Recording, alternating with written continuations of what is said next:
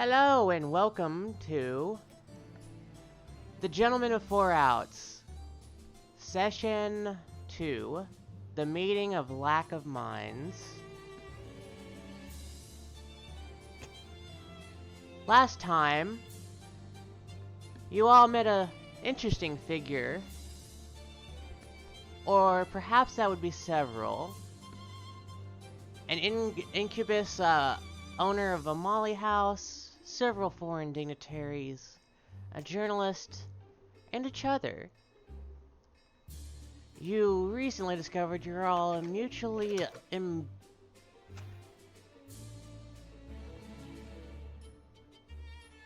in a multi-layer situation that none of you know whether it would be called a conspiracy or merely a very odd sense of a set of coincidences.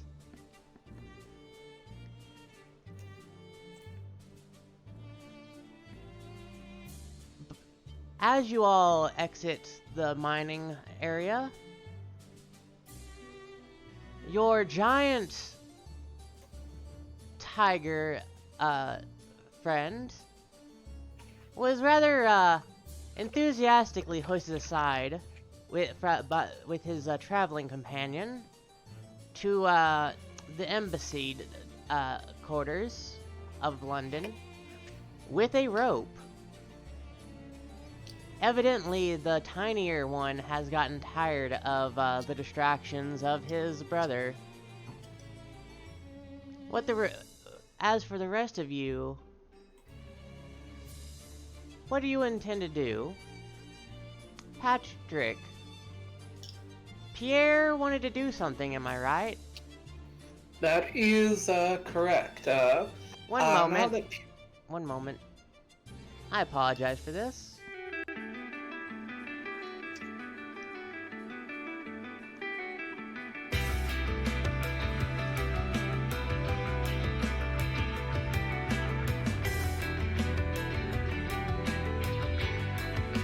There we go. Ready for you to start again? I'm sorry. Right as I started talking, very smooth. Sorry. It's okay. If the people want slick production values, they'll go to someone else's podcast. Anyway, so... you know I'm right. So... what... now that Pierre is once again flush with cash, what he needs to do is amend the empty coffer situation aboard his ship. Because, I mean, they're pirates, and even though they're a pretty tight-knit crew, there's only so long a bunch of people are willing to sit around with no pay and very few provisions without mutinying. So Pierre's first goal would be to meet back up with his crew to refill the coffers and purchase supplies. And he would very graciously invite anyone else along who wishes to come and see how he plies his trade.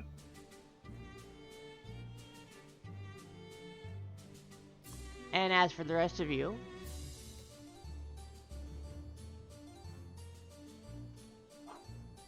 gentleman first, I suppose.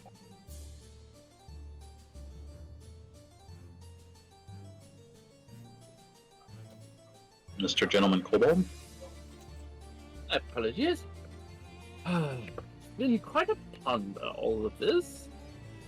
I don't think I'll join you. I think I must pick up... I think I'll take a trip to the libraries and bookshops of Whitecastle. Or Whitechapel, wherever we are. Whitechapel. Alright, Sukos. And, Baron, Berrycloth. I will have to take care of you momentarily. Is that alright with you? That's fine. Alright. So, as you all Pierre and Jerry decide to go back to the boats.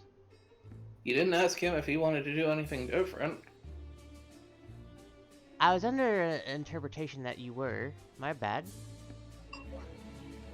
Y'all never asked. Jerry. Yeah, that's the thing. Yeah.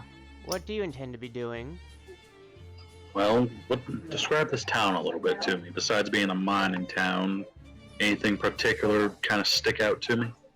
Well, the mines were in the outskirts. However, Whitechapel is known predominantly for its, well, Whitechapel, thus the name. A place once consecrated to the fallen god. It is now a place of worship for the Queen and the many local divinities.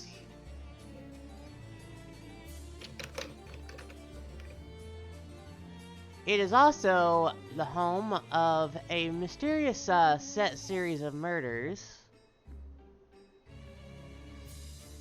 mostly targeting the prostitutes of the and the ladies and gentlemen of the night.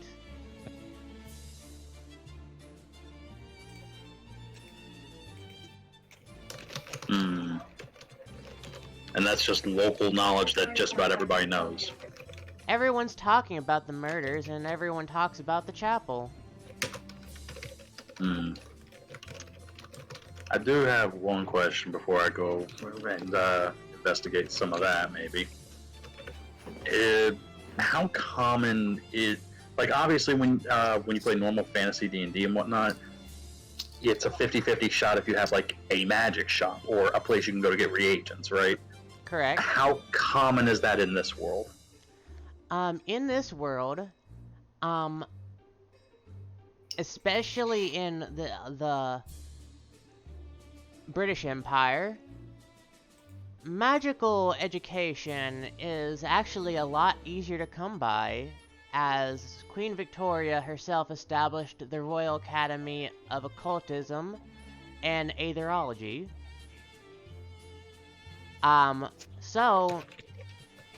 Merchants that ply their trade are actually a lot more common in this part of the world than even where you're from. And So to him, this looks basically like walking into the Disney, no, the Shrek, whatever it's called, place. I think Far Far Away or something like that. No, Far Far Away, I think. let's just say that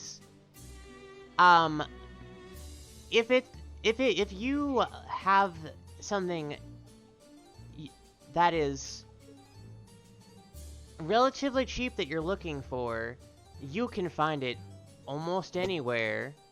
If you're not looking for something cheap, you're going to have trouble, but you will eventually find it. Okay, in that case, I'd like to look for a place that I assume Jerry would understand means you can probably find some of your reagents here. Ah! Barnabas Botanicals.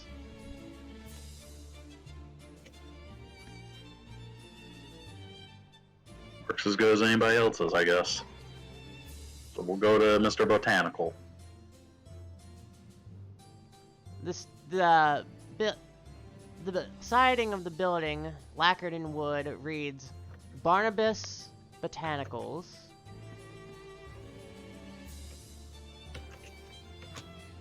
The glass on the window is horrifically smudged.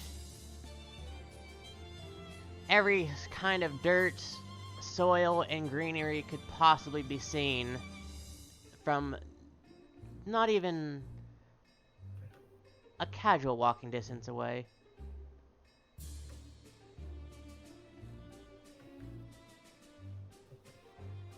Reminds me of home a little bit.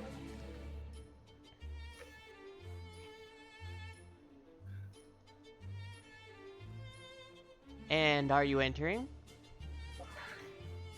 Nah, I thought I'd just stand here and stare at the pretty wall. Just for the fact of that the elk understands to stay places, right? I think I called it heal. Yes. Okay. So yeah, he'll do the whole, stay, bullshit, and just walk inside. Alright. The shopkeep turns around. A very old man, positively geriatric, and to your surprise, this is actually what many people have derisively started calling a skinny these days. What is a skinny? A normal, plain, vanilla human being. Uh-huh. Fair enough.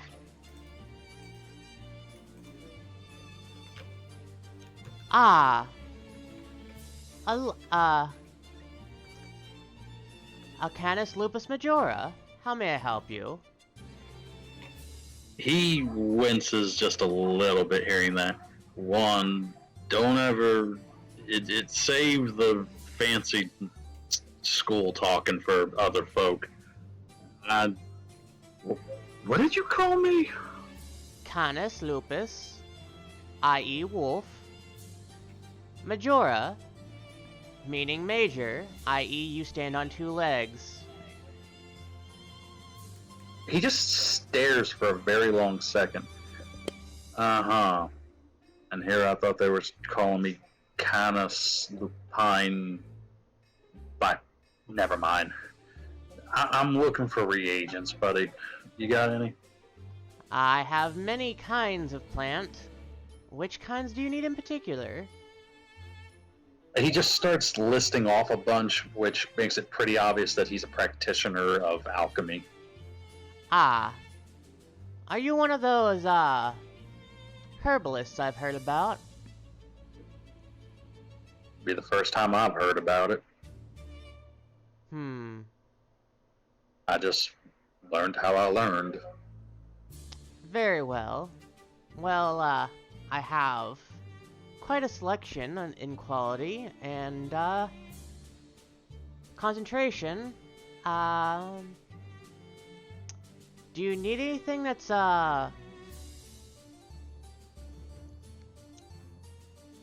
more, explosive, perhaps? His ears perk up and he smiles just a little. Oh, yeah, actually, I guess I could use a little more powder. Devender root. Very good for that. Especially if you are what I think you are. Would you say vendor root? Devender root.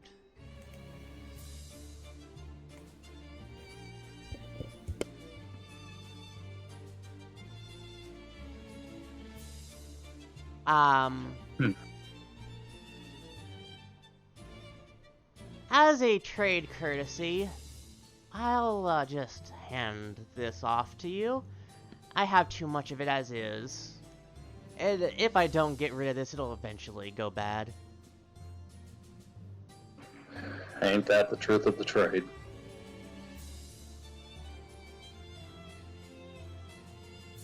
You now have enough reagents for your bombs. And if you spent any time outside and picked around yourself, you would have had enough for your extracts long ago. Alright. The other thing he wants to bring up, I do have one more question, since it seems like y'all English folk are a little bit more... actually, does he... What is the French equivalent in this universe? It is still considered the French Empire. However, I meant language-wise. Sylvan. Then he'll just say, je ne sais quoi. Y'all are good with the whole book learning bit. Would you know anybody kind of like me who could maybe be willing to pawn a few of their older formulas. Ah, I believe I have just what you need. And he, like, takes...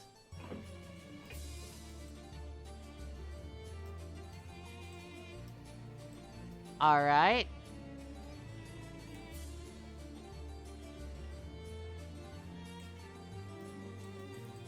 Noted. I will copy-paste that later, Mr. Patrick.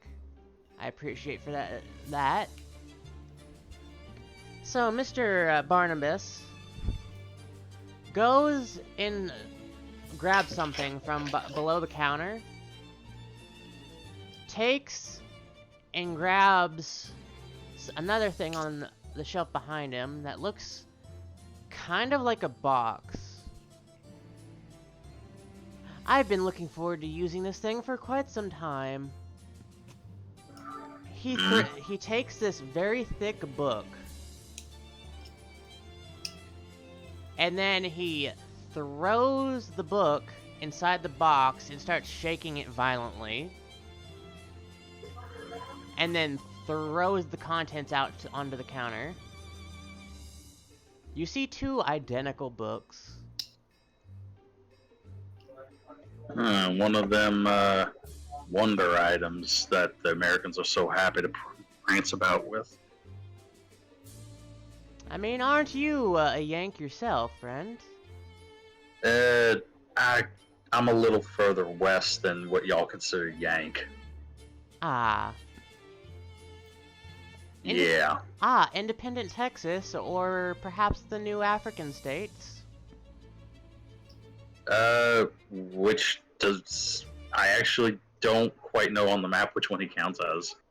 I believe you were labeled as Texas, if I do not mistake myself. That's our story and we're sticking to it. Proud Lone Star. Alrighty, well, if you're looking for recipes, I happen to have some.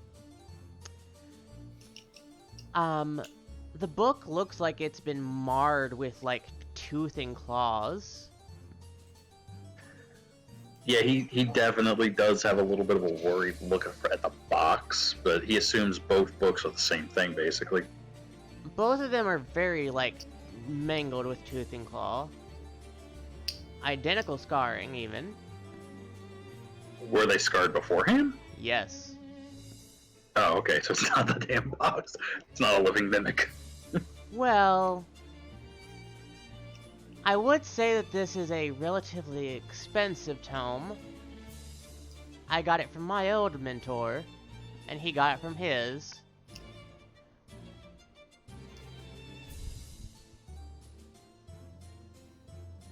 One moment, please, while I do some, behind-the-scenes things while I talk to you. You can literally just hand me the spells later. I have to look up what something is called, good sir. Fair enough.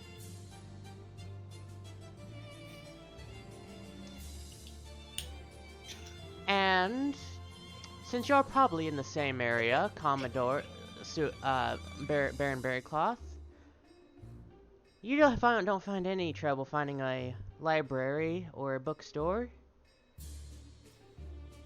There is actually an entire row of them.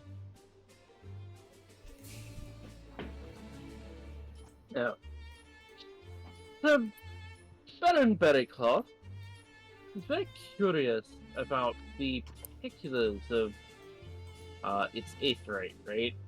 Yes. Call it aetheryte? Yeah. He's very interested now in the particulars of the mining of aetheryte. Not a subject that particularly held his interest before, but given the recent event, he thinks it's prudent to brush up on the details, the dangers and hazards, and what might or might not cause certain negative side effects.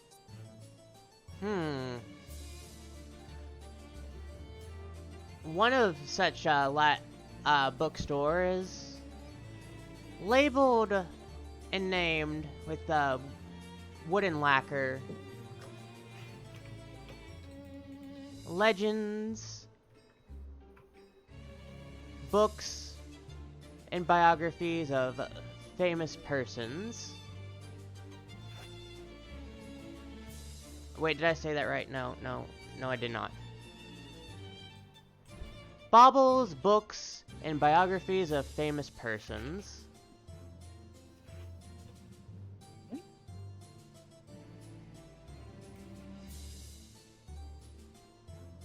As you enter, I presume. Yes. Indeed. Let's...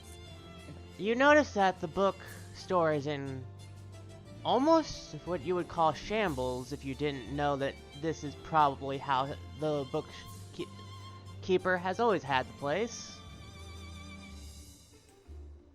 Books here and there, not even in any proper order. Like organized chaos, you would say. Perhaps. Everything seems to have a place, but Queen knows if you know what it is. Well.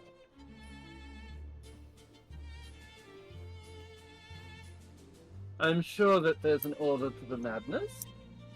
Perhaps someone ought to invent a system for this sort of thing, so that one doesn't have to rely on every individual bookkeeper's own idiosyncrasy. Did you say that out loud? No. I simply look for the owner of the bookstore or whoever's working here.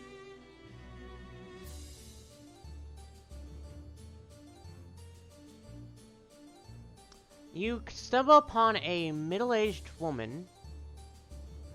Oddly enough, she is another what the rabble call a skinny.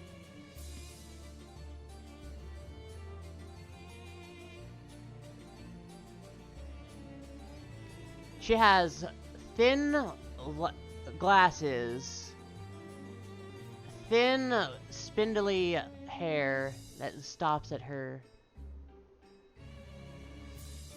shoulders, and a very somber accoutrement. Like she doesn't belong here, like a businesswoman, but that she's also like she hasn't a clue where she belongs.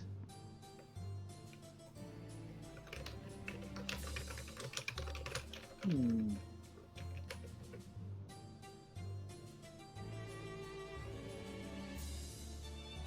Barrenberry Cloth is going to simply approach her and say,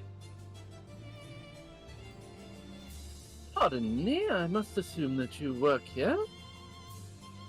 Ah! Welcome to Baubles, Books, and Biographies of Famous People. I am the proprietor of this lovely little place. How may I help you? Are you intending to buy anything, good sir? I'm sorry, what did you say? What was that last one? Are you perhaps wanting to buy something, sir? Perhaps a book?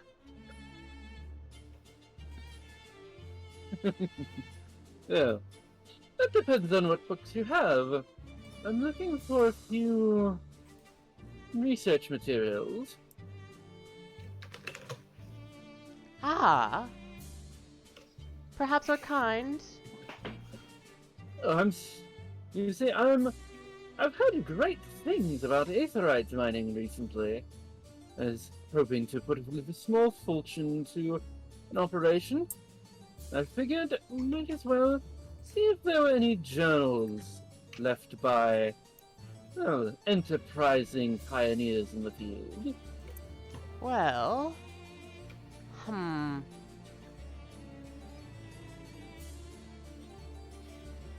I see. Well, I might perhaps have a couple volumes. Perhaps in the biography section, yes. I believe, Turner. Ah! Turner Sylvanus. The one, person considered, a lead in aetherology, he had passed rather recently. Oh. How unfortunate. She, throws several, like, your height, piles of books to the side, like, literally, and then grabs one very thick book, and then gently leans down and places it in your hand.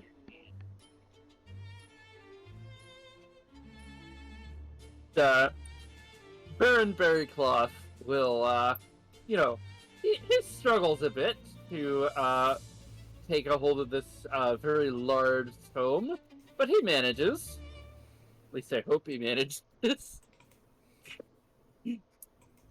Oh, did the greeter, outside, motivate your visit here? Greater? No, I saw the sign. Oh. You may want to check that they've not run off. My daughter isn't going to get anywhere if she doesn't take the business seriously.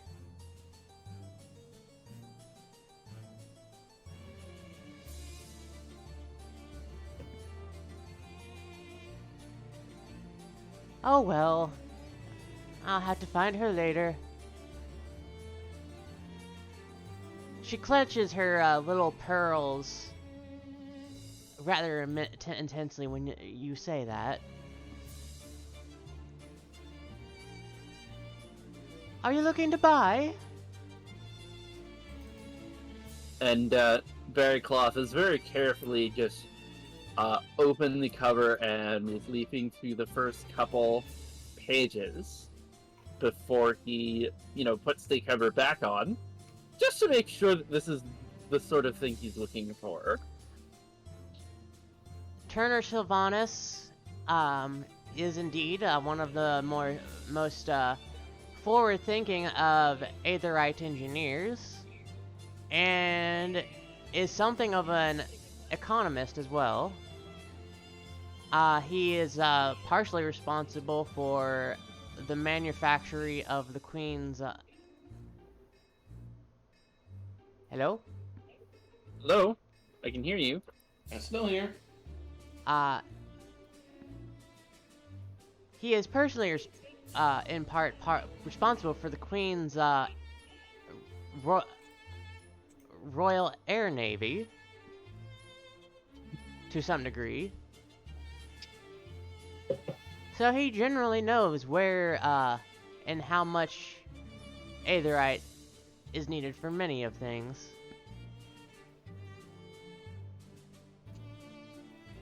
Yes, I think this tome will do well enough. She looks you up and down as if dollar signs are floating in her head. For that one, how about 500?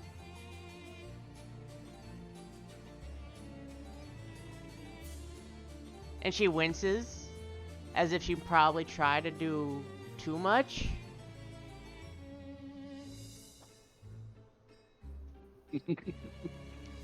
Baron Cyril simply chuckles with a slight evil grin. My dear, I was prepared to pay you 100, but for that insult, well, shall we make another deal? I'll pay you 50 gold, and I'll see about copying this tome for you so you can sell it again to some other fool. Very well. uh, uh, and she like immediately gets dejected again and just hands the book back to you, and she slinks off to the till.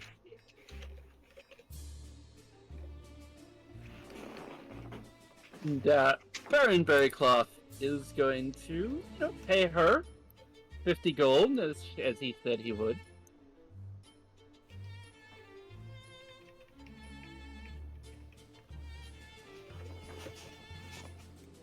And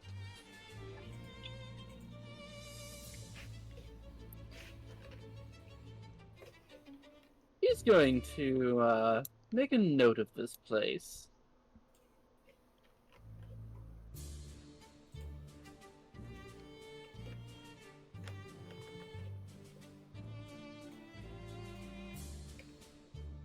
I see. Will this be all for you, sir? But now,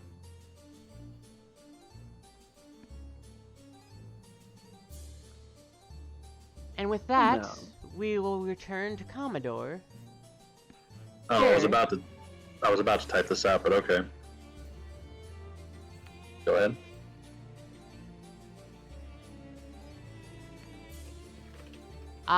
Do you purchase the book that he hands you off that is honestly rather suspicious? Is it the ritual version, first of all? Yes. And I realize what that ritual is after looking at it. Yes. Well, this is a pretty expensive. That's a powerful little ability it's got tied to it. I never even thought of doing it that way.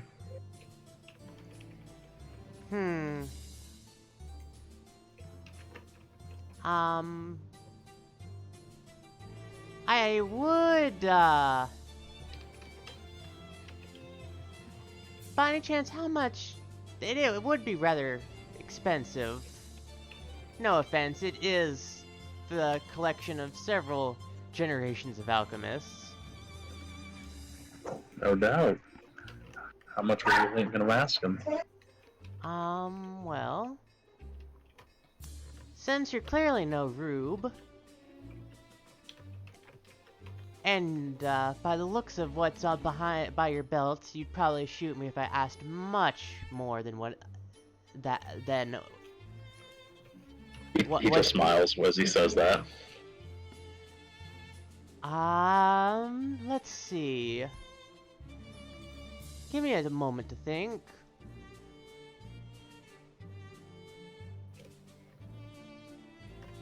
How much do you have on your person, sir?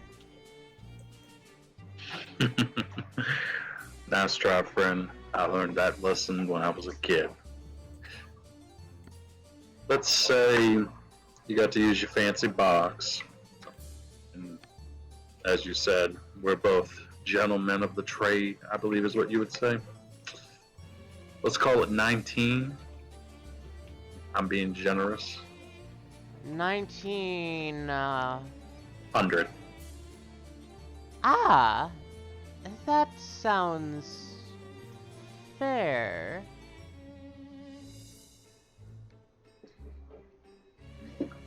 I mean, shit, I'm still getting 200 less than what it's actually worth, so... Very well. I believe that will square us away. Here's your copy, sir. And he just puts a bag on the counter because he knows how heavy this will be, and he opens it up. I assume I just drop a bag of gold that clinks really fucking loudly right in front of him. And he twists the bag, opening closed, and very slowly the old man pulls it until it drops on the floor on his side. And I'm actually going to stop him before he does that and count out 84 pieces of gold out of it and then give a nod for him to go ahead and take it.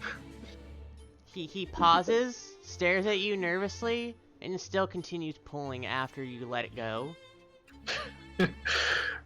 Yeah, it took Jerry a second to remember, oh yeah, that's all my gold, and then take what he does not own. Smart. I actually, if you didn't catch yourself, he would have taken all of your money. Yeah, yeah, that would have been all of his gold. So yeah, he walks away with 84 gold and one really important book. Good, good. If there will be anything else, please remember, Barbara, Barnabas's Botanicals. right, that's my Keep you in name. mind, sir. Yes, that's my name. Barnabas. Yes. And it's completely arbitrary for him to do so, but he'll do the little hat tip thing before walking away. Alright. Just gotta pay homage sometimes for the locals. Now that you two have concluded your business, are you intending to track down your friend, or... Yeah, sure, let's have the elk have some fun. Alright. Oh. Oh, wait. He does know track. Okay. Yeah, so he's gonna... I assume I could have easily gotten some little piece of something to find the captain based on smell. And just have the elk track him. Indeed. And as you walk through the streets, your elk has very clickety-clackety hooves on this cobble road. And it would not take too much effort for the fire-breathing boss himself to hear you. Sukos. Baron. Oh, I hear him clacking down the road on his elk. Yes. Well, walking with it, but sure. Do you intend to follow your companion? Baron Berrycloth is currently busy with a very large book, so not particularly. Alright then, moving on. Pierre, Yes.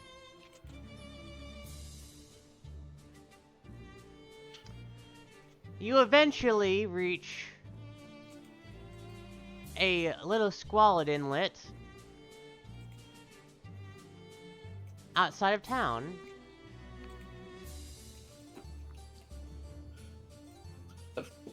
Yeah, that makes sense. Probably wouldn't do for pirates to park in the regular docks. I will do the proper tokens later. Oh yeah, no. That makes sense.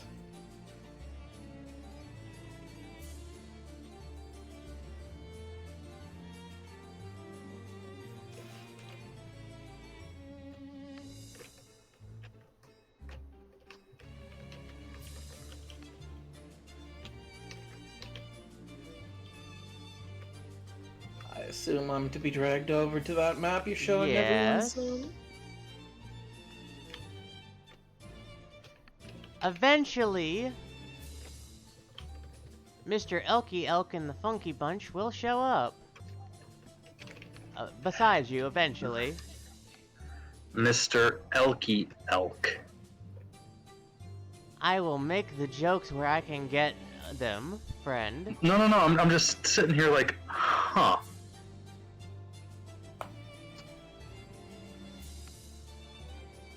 Would you rather me call you the Stag-Do Crusader? Don't tempt me. Anyway, eventually you all get to the coast of this inlet. Aside from a certain conspicuously missing kobold. And your crew is waiting on the shore.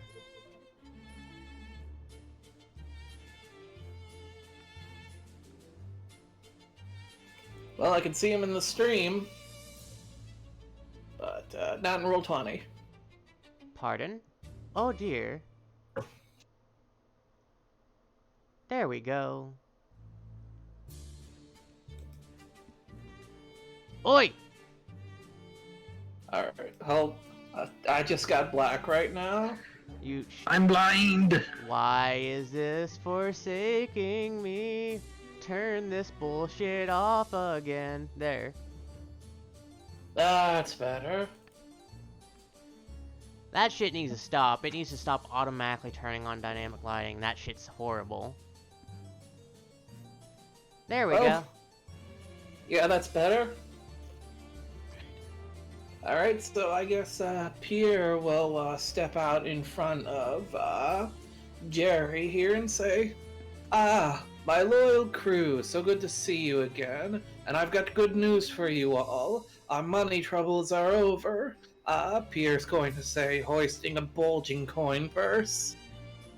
And for once, it's not a double entendre. Oi! About time.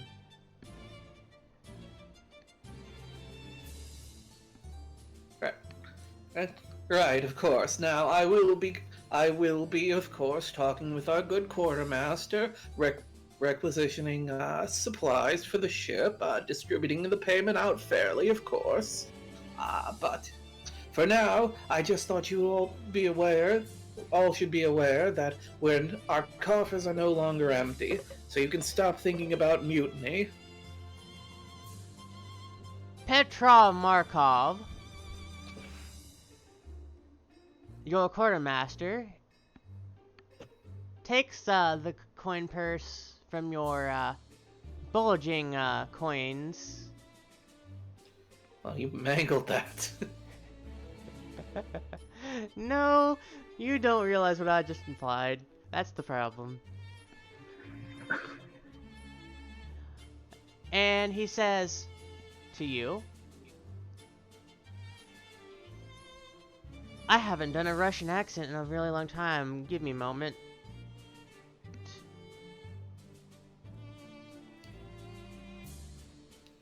Good. Good.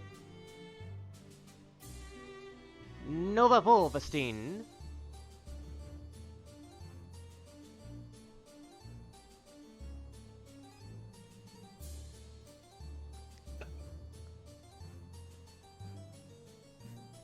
Everything went quiet. We still on?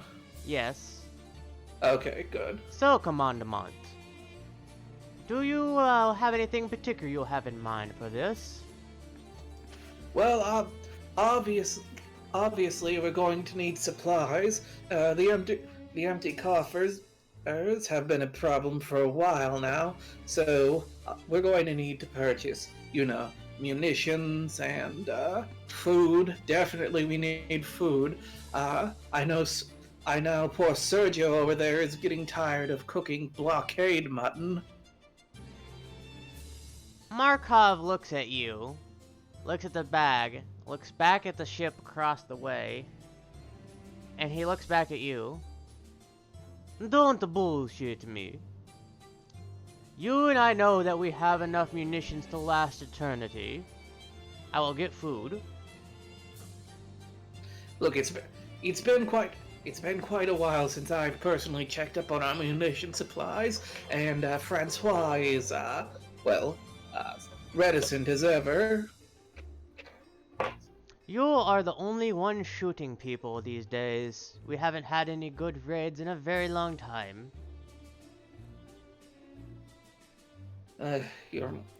Yes, you are right. Well, boy, this certainly isn't like the glory days of the Revolution. Absolutely, Captain. Isn't that right, Valentina? And he, just not even a hint of care for her concern, pats her on the shoulder and knocks her to the ground.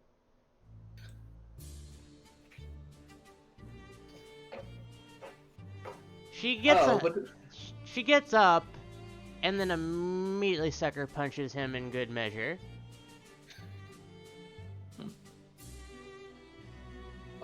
But of course, I'm being rude. Everyone, this is one of my new compatriots.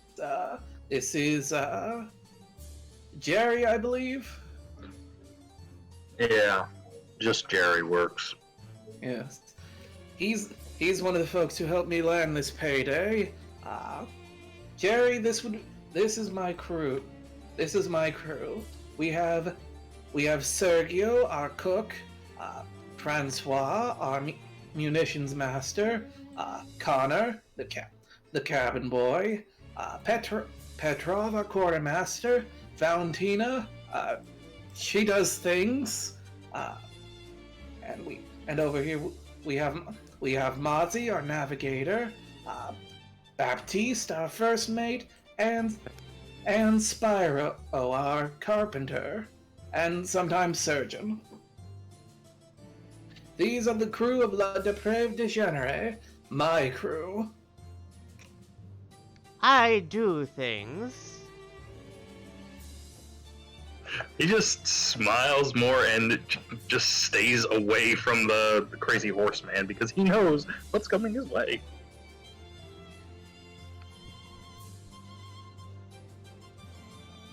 The Valentina just waltzes up to you.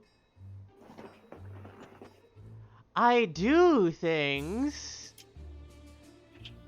Alright, fine, you're the ship's priest. That's better. Yes, you might notice that she stands out a bit. I fancy myself a gentleman, and I don't think a pirate ship is a good place for a proper lady. Fortunately, Valentina is not a proper lady. He immediately pulls his hat over his face and just waits. 3, 2, 1. So, are you joining the crew? A red, spotted,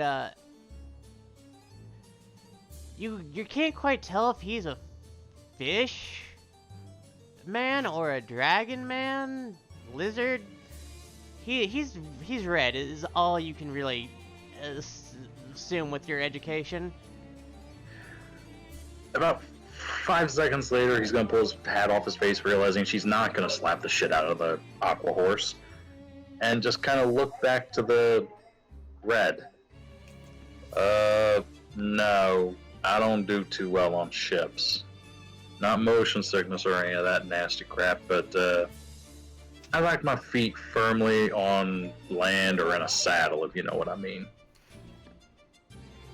Yes, him and the several other friends I've made during that time, sure. As you say, you prefer it in the saddle, they all collectively chuckle among themselves.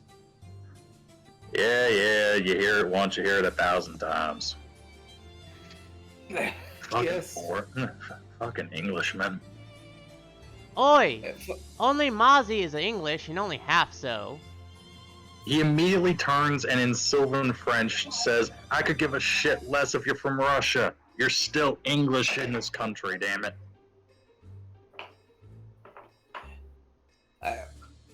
What's with the Yanks' attitude? We haven't done anything to him yet. Forgive me, when I learned Sylvan it was from an angry, well, I think y'all would call it a gremlin? The little... He's trying to describe a goblin, but he doesn't know how to describe it to the British. Do you mean a gnome? No, the other one, the green ones. An orcon? The little greens. Orc baby? Forget it. I think you've imbibed a little bit too much in your strange American liquors. I think to your brain. He just immediately looks at you. I haven't had a drink since we got up. I'm too fucking hungover for that.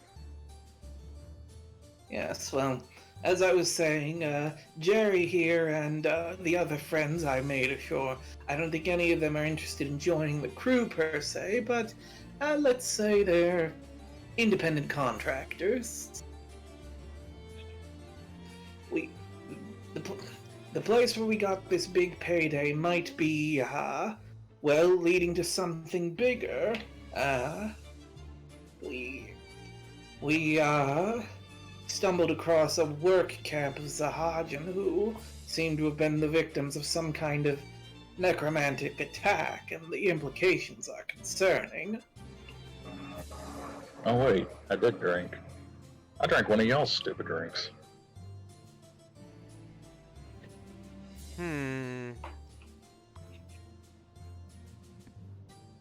Well, as long as they're, not wanting to hurt anyone, Mamazi, like, gently, like, pokes his head above the quartermaster and hides behind him. His bespectacled, like, somewhat obese form nervously twitching. Relax, Ozzy. These are fine, upstanding. No, I couldn't keep a straight face for that one. They're exactly the sort of chaps we get along well with, is my point. So kind of like you and the old man. Yes, I'd say so. Look, I met all these fine chaps at a buggery club. All right, we're working on the same plane. Oh. Sorry. Sorry. Into that one, Captain. Sorry, Valentina. You're down and out again.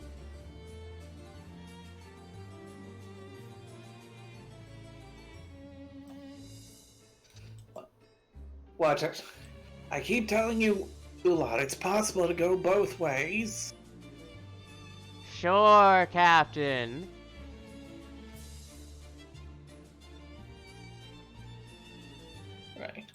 Right. Well, that's the important business out of the way. I've given over the gold to the tender mercies of Petrov to allocate your pay and purchase supplies. So, like I said, good news. We don't have to eat ship rats anymore. You see, Connor, like, kind of, disappointed.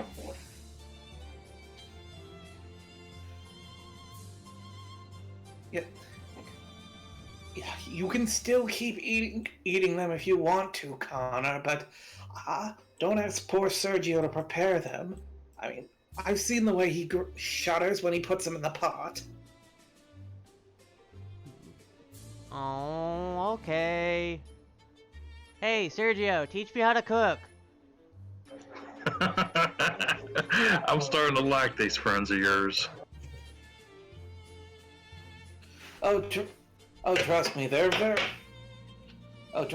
very likable sorts. He says, coming in here and putting one arm over Francois, the shark man, and another one over Connor, the cat boy.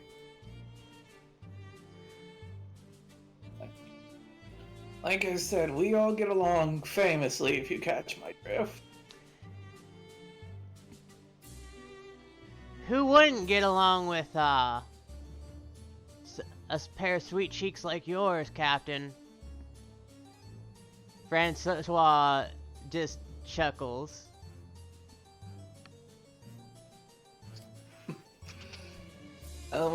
You do have a way with words. Well, now can we start blowing stuff up again? Now you're talking my language. when we find a target, we can't just go getting run out of ports willy-nilly like that anymore. We're running out of ports where we're not recognized.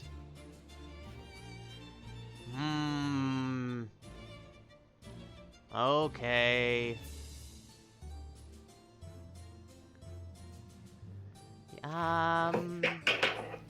I've gotten some cartography work done, Captain. Are you sure you want to go down that road eventually?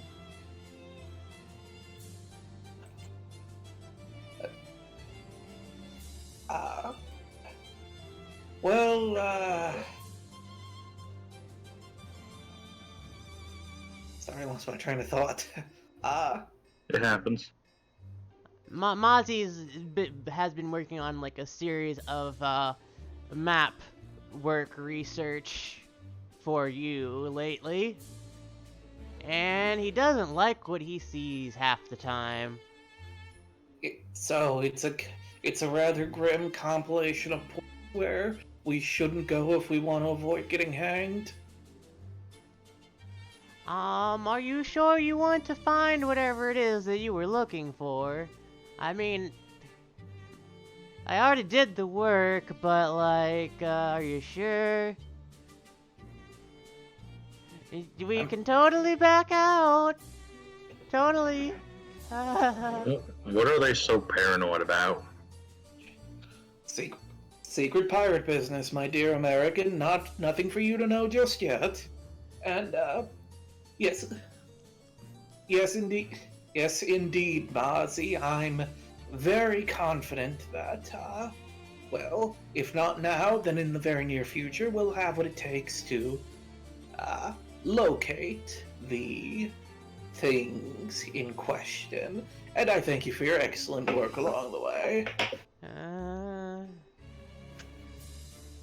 Okay. In fact, and he comes up next to Mozzie and pinches his cheek. Come back to my quarters later and I'll really thank you properly, eh, my boy? You see his, like, cheeks ruffle without, and bristle to, like, a fine edge.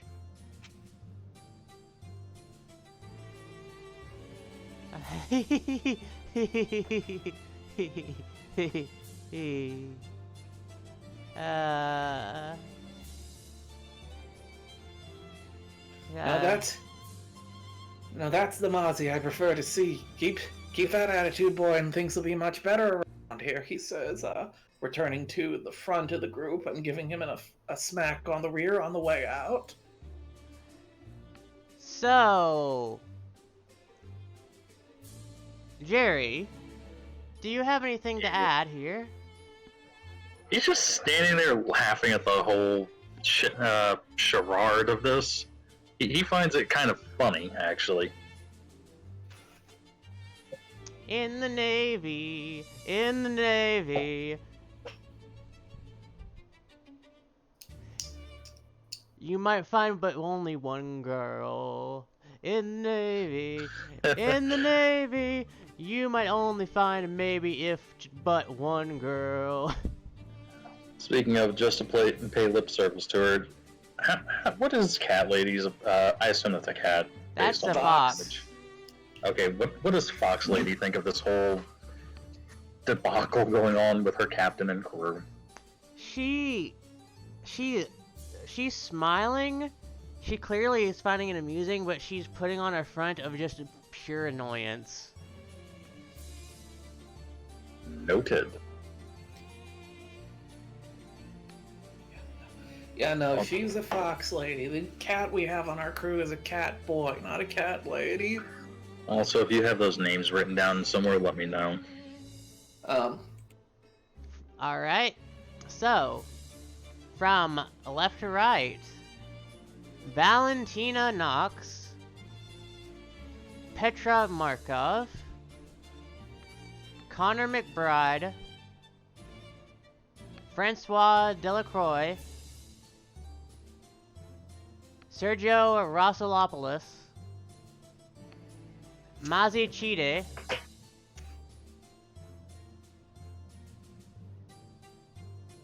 Baptiste Delacroix, and Spiro Rossolopoulos.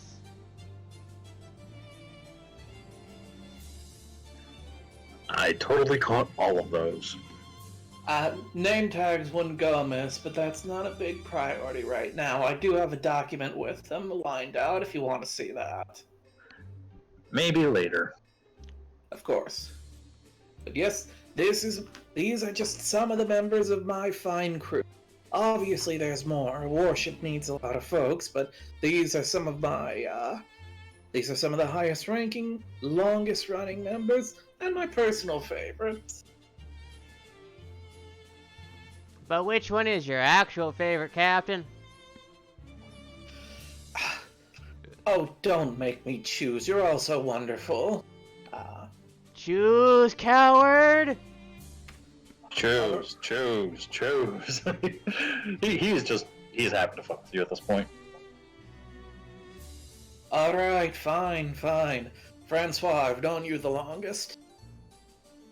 His toothy grin is like hiding a befuddled amusement, and he just he poses himself as if to just taunt everyone else. You forced my hand.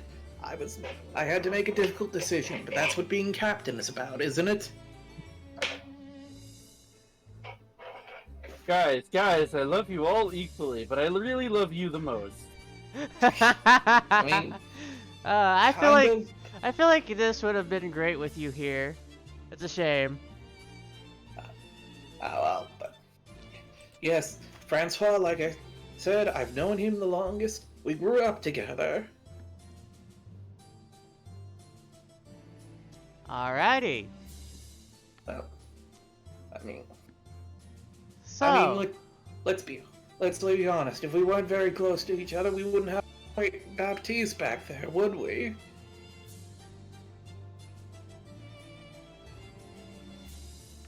yes.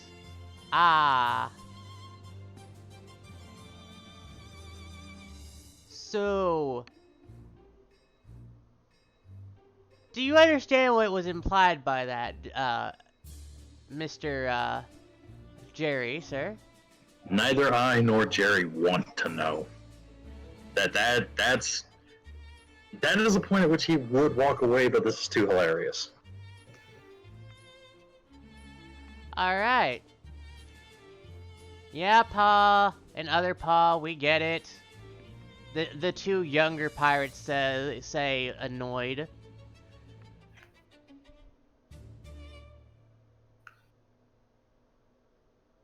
Oh, hush you two. What? I can't dote on my loved ones, even in the company of friends. Whatever, Pa and Pa. All right. Well, I'd say that's mission accomplished then. Petrov, I think I can trust you with the minutia of pay and provisions. If no one else has anything, I think me and my new companion will be off. Alright. In that case, where to next? Seahorse and Wolfman? It would probably be best to try to meet back up with Baron Berrycloth, see if he's found or done anything useful in the intervening time. Baron Berrycloth.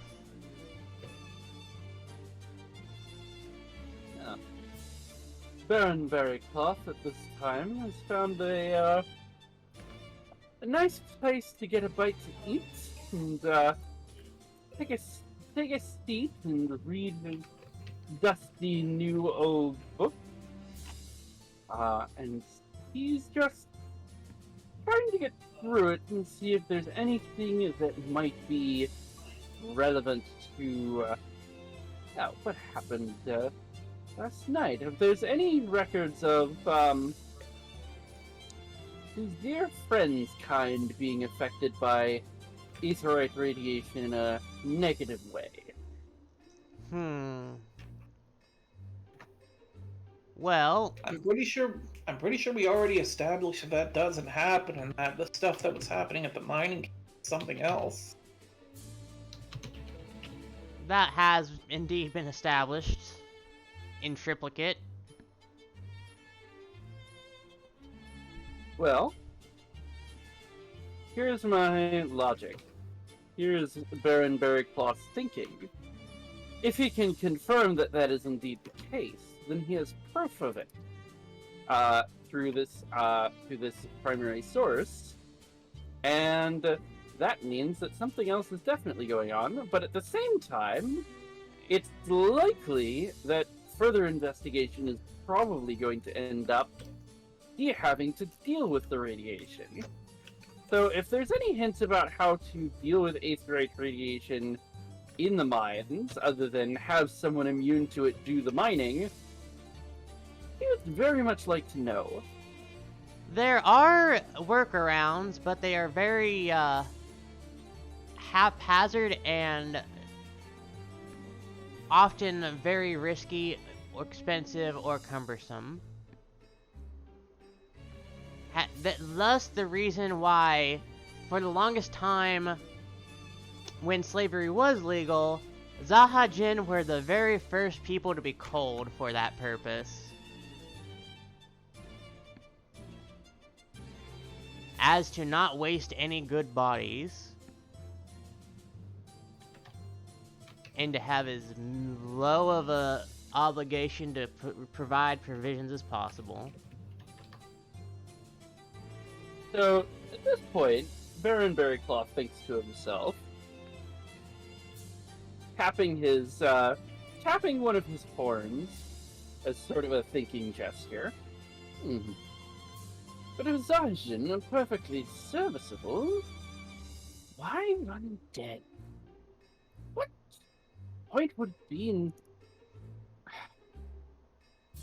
Would an undead, a necromantic undead, be directable to a simple task like this?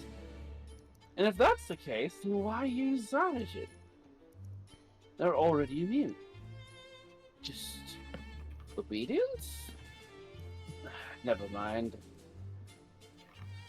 You are correct that undead, provided they don't have a soul still, are immune to radiation. It seems to be something that uniquely hurts things that are with a spiritual essence.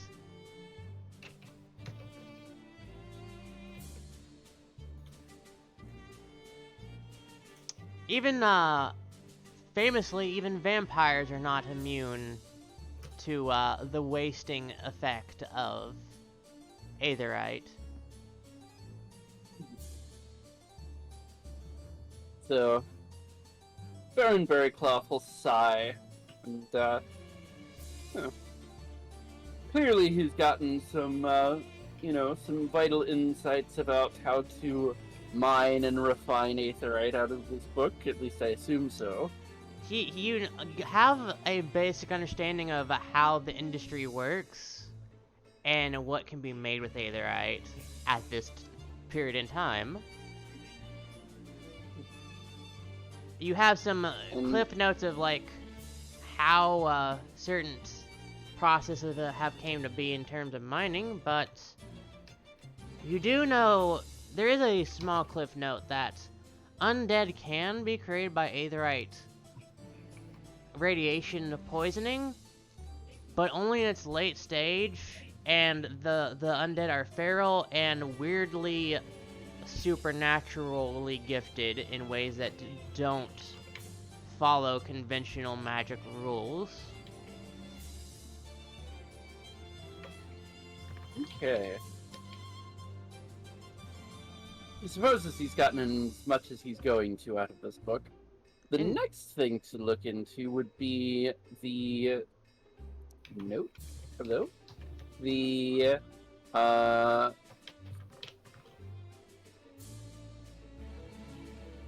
Amalgamated Society of Engineers.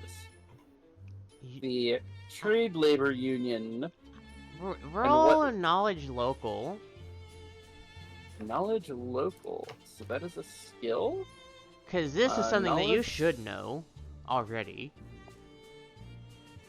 They're just D20. You have the skill, so... That is a 34. I rolled a 19 on the die. So, the Amalgamated Society of Engineers is a workers' cooperative union that got their start as actually a full-on revolt between a collaborative effort of miners, blacksmiths, and other assorted metal workers, including some factory workers. It is they have an established foothold in Great Britain, the colonies of Great Britain, and even the tattered remains of the American states. What is known is they try the gentle velvet approach first, but if they don't get their way long enough, there will be blood. And they are not against using any resources that they have at disposal, including techno, Gnosticism, necromancy, occultism, alchemy, and more.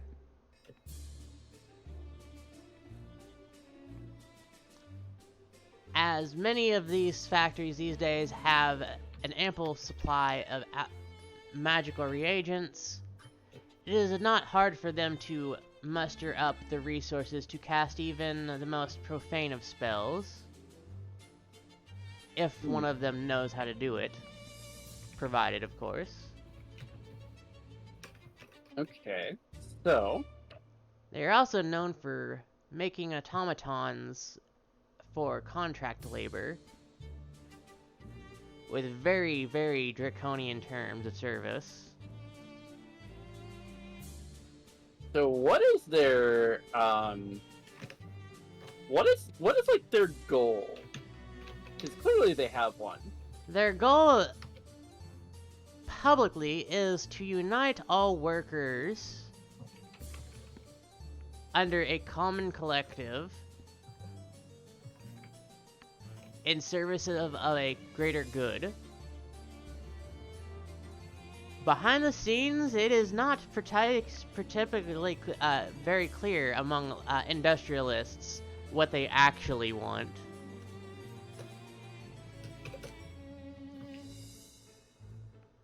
But it does seem that they are very adamant about getting it, and they don't allow a no.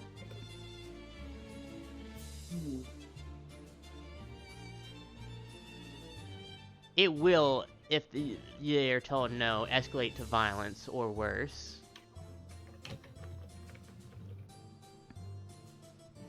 Even against other workers. That's interesting.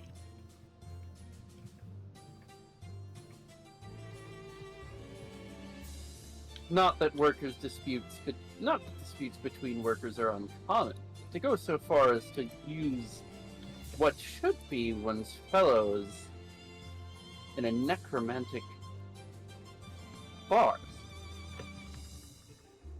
They have been trying to make inroads with the imperial family of Japan for quite some time, though being as traditional and spiritual minded as the empire is, they haven't gotten anywhere at all.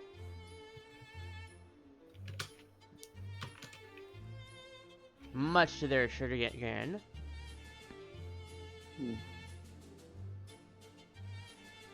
Okay. So, the Amalgamated Society of Engineers, are they just like a, how shall I put this? Are they just an organization, or do they actually have, like land, like, do they actually claim any territory, or are they just an organization? For the purposes of paperwork, they are merely an organization, but if you do a little digging, you might find that they do indeed have some established territory, shall we say. So basically, the way that like, basically they have their equivalent of company towns, is what I'm hearing. Indeed.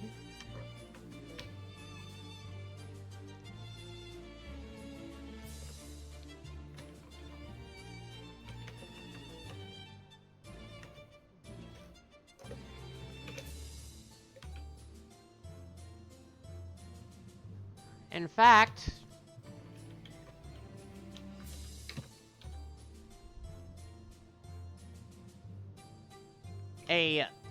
one of their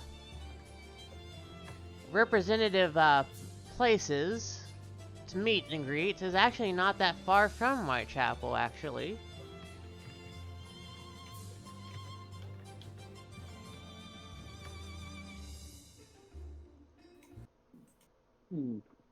So the mine that the mine of the encampment that we went to outside the mine, that was owned by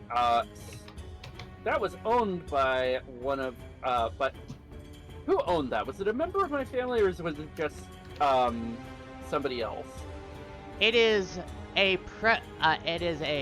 subsidiary of the Berry Cloth estate, but it is not, as far as you're aware of, directly controlled by any of your family members. And you most certainly don't have any power over it. Of course not, but well, the records for it must be somewhere. The tax bill and the income statements might be at your estate. But aside from that, you might have some trouble. Indeed. The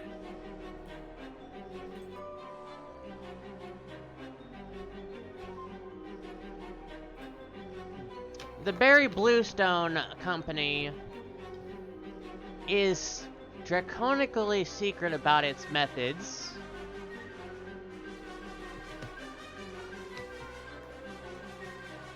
It's almost as shady, it is arguably as shady in its secrecy as the society itself that you are looking into.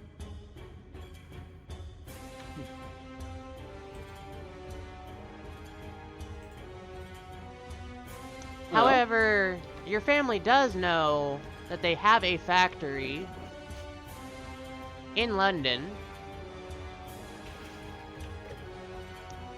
Not merely a mining outpost. But they've never been let inside, for reasons unknown. never been let inside, say.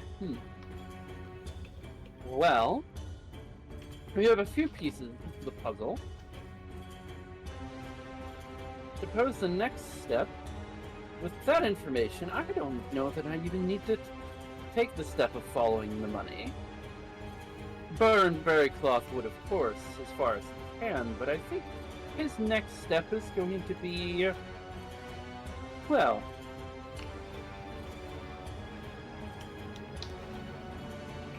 let's see if we can put some tabs on some members of the Amalgamated Society of Engineers, and see if any of them show up to Barry Bluestone Company's factory.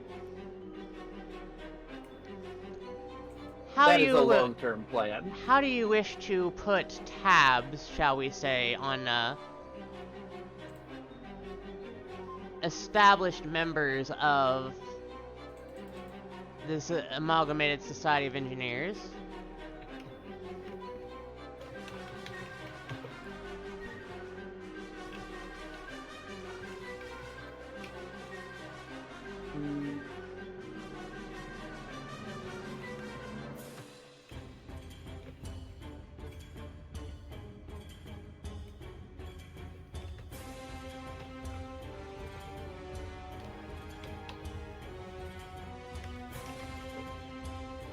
All right.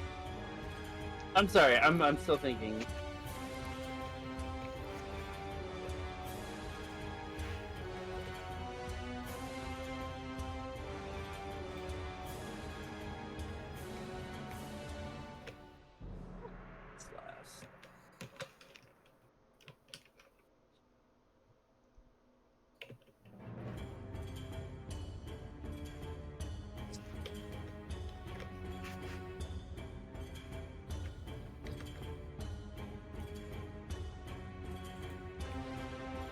Okay. So, I'm going to describe a course of action and let you tell me if this will or will not work. Alright. Move, go Baron- on. So Baron Berrycloth has had a sudden need to locate an aetherology engineer for one of his silk factories. And he supposes that he might as well make some goodwill overtures to the society. So he's going to head over there and, well, he's going to make some small talk, some negotiations. And he's going to try and insinuate something about the Berry Bluestone Company. And, how interesting that the profits have been quite good recently, but, well, just a tad wording sometimes and not know exactly what they're doing. So, to translate what you're telling me into ways I might understand, you're trying to pit the two factions against each other without explicitly doing so. Basically, I'm trying to find somebody who is going to... Basically, I'm trying to find somebody who's going to sweat when I mention the Berry Bluestone Company and that a member of the Berry Cloth is interested in them. Well, I would like you to roll diplomacy as a find information, gather information. Okay. So, let's see, diplomacy. I have a ridiculous amount of points in that. And that is a 1! Are you kidding me? Okay, Oh I dear. think I can fix this. So,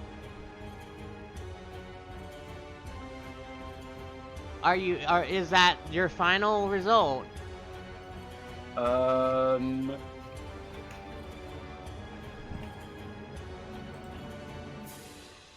going to use my inspired fear, if that's allowable. Inspired what?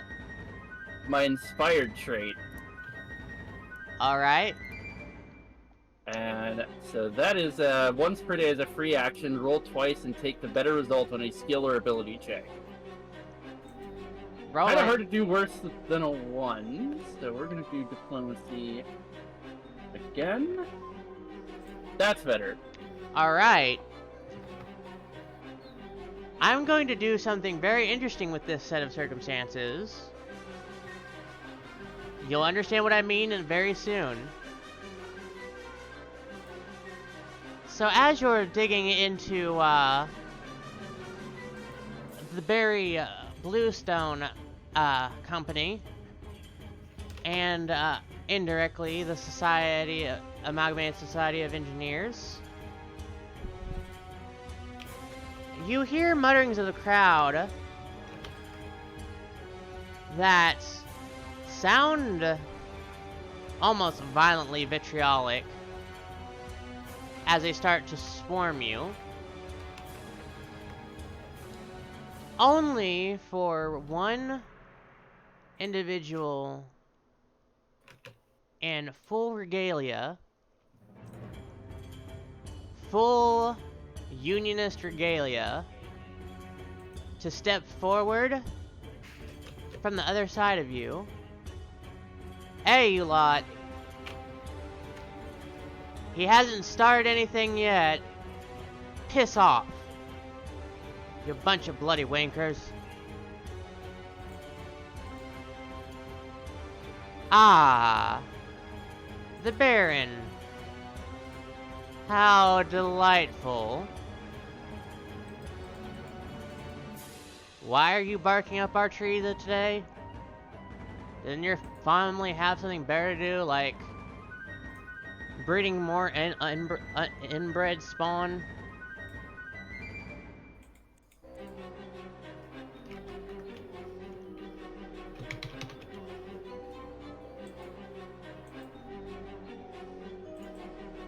Oh, well. Selma, real quick, Devious says that the music is pretty loud. He can barely hear us over the stream. Oh dear. I will adjust that immediately. That's weird. That better? Do I know? So do I know this person? Is this better? We'll find out soon enough.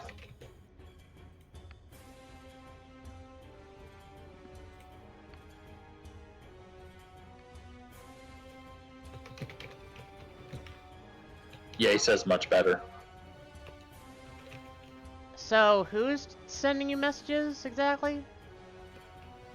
Devious was in our private channel. Oh, Devious.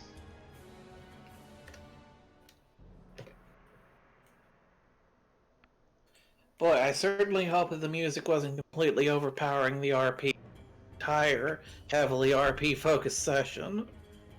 Oh, hi, Devious. Welcome to the stream. Feel free to like if you want, or follow, or what all that. Now let's, continue with, the lovely little storytelling, shall we? So do I know this person? This person knows you, most certainly, and they really don't like you, but they're willing to hear you out.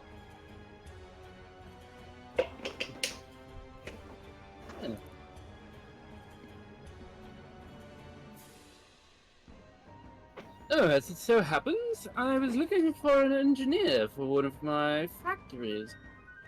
Some of these new silk machines are, well, they're adapted, you see, and it has been quite a trouble for me to get them up and running with silk rather than cotton or flax.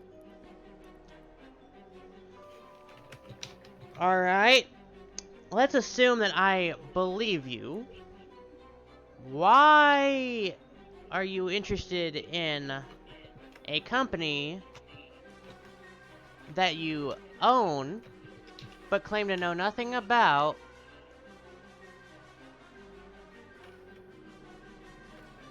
And why are you asking around for us, of all people, who hate you and would love to see you on a spit? The second question first. I've heard that you're the best. That's the simple answer to that. As for the first question, my family owns it. I don't. And I, specifically, don't know exactly what the... what is the company again? I just noted it down. What the Berry Bluestone Company does. I simply own the dividends, and the rest of my family doesn't talk. I'm sure you can understand. Uh-huh. So,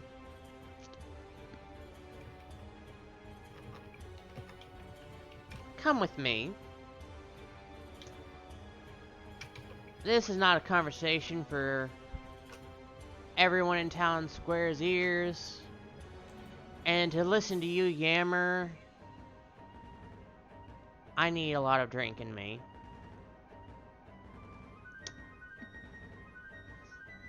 And he drags you off to somewhere oddly familiar as he pulls out a blue and a green carnation. Two of them each.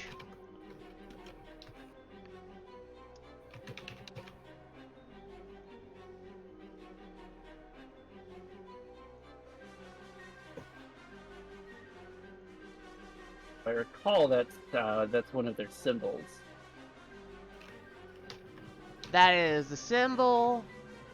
Oh And- no, it's the symbol of this place. Yes.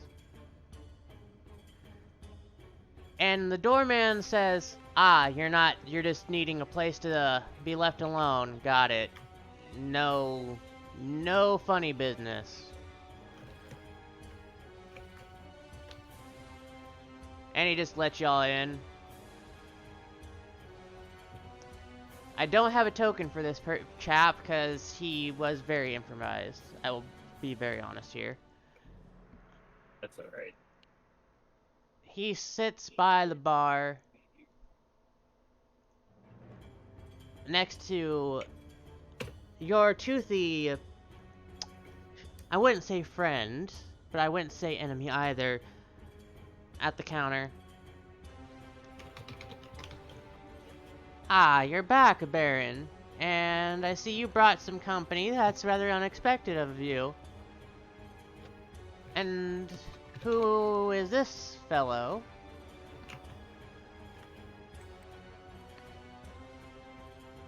Who is this fellow? Oh, I'm sorry. I don't think I have actually caught his name. We were discussing business.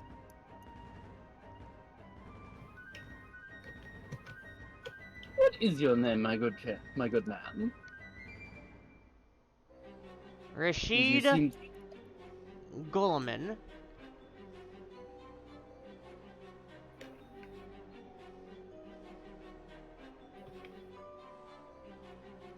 Rashid Gulliman. Though, Baron, I would like you to keep my name out of your dirty serpent tongue, if you don't mind.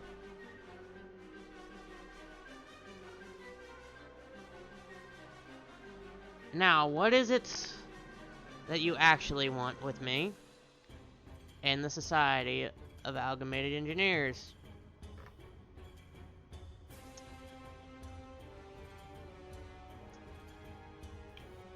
If I must be honest, I have almost no business with this society.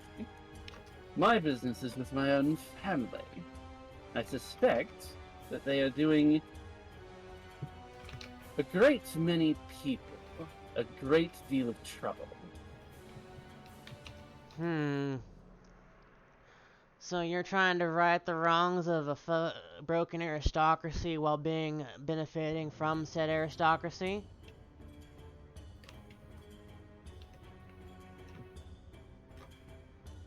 I don't understand you union types. I don't understand you. No, of course not. It's simply better business to treat people well. Sure. It's good business to treat people right. Then why don't you all do that by default unless we force you to? Anyway,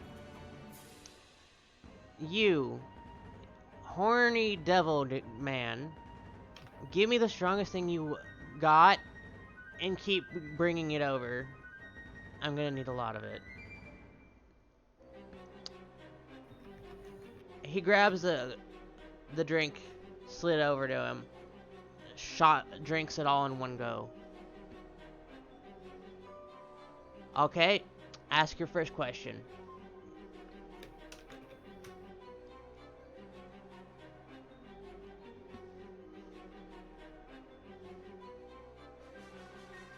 As I said, I do need an aetherology engineer. The new auto looms I installed at one of my factories aren't handling the silk well.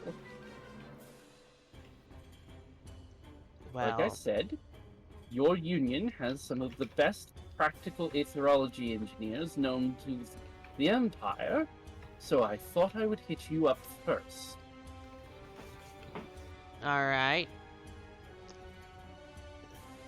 What are the details there? Auto looms don't break down for no reason. They're actually really hard. They're very, very hard to break, actually. We've tried. I didn't say they weren't working. I didn't say they broke. I said they weren't handling the silk well. It gums up, you see. Something about the thread. The looms just gum up and they have to be shut off so it can be cleaned. According to what I was told, that doesn't happen with the other thread types that are produced with them. That sounds broken to me, sir. Are you sure you aren't just having a very unruly person who wants to spite you?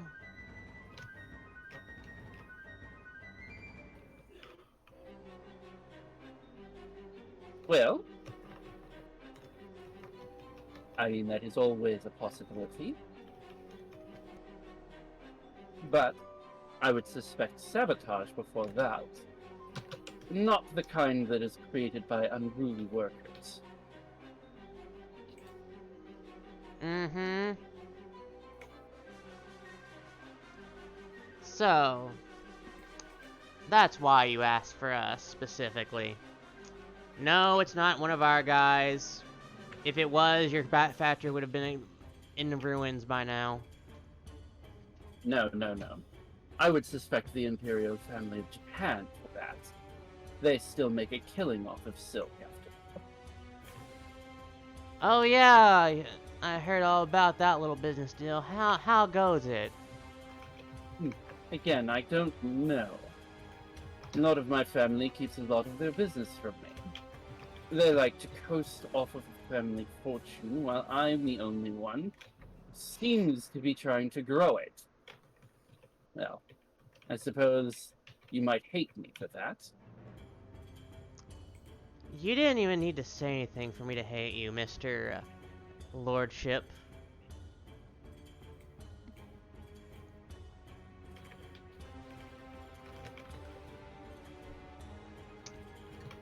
On to the next question.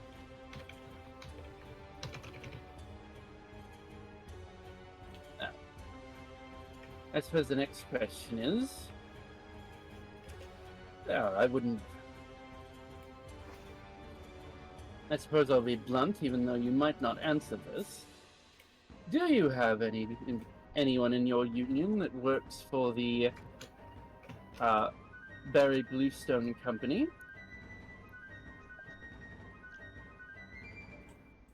You realize that they only hire Zahajin, right? And they don't pay them very well at all.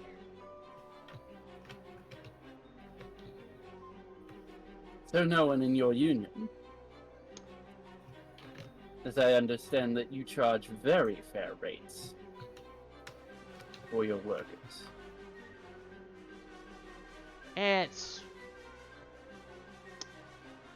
There has been some talk about collectivizing with that gaggle of poor bastards. Nothing ever came from it. It seemed to be all talk. He's What? going to pull out the onyx that he found at the site. Well, He looks at it and then immediately looks forward again. this was found in near a mine owned by the Very Bluestone Company. An aetherite mine, not an onyx mine, as you might imagine. Let me guess. You think that we're involved? The workers that you wanted to unionize with zombified, using this onyx as a as a catalyst.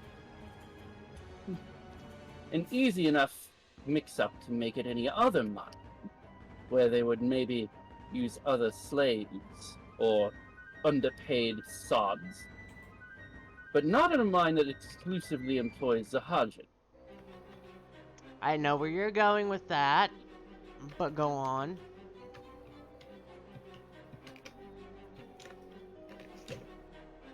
But tell me, when one reads the impressions on a piece like this, he says, just letting a wisp of his magical talents be seen. What do you think is the last thing one would expect to find? the image of your banner with all of its flags. I wonder if this was a dispute between you and the workers, or someone procuring your stocks to frame you. Those whoresons!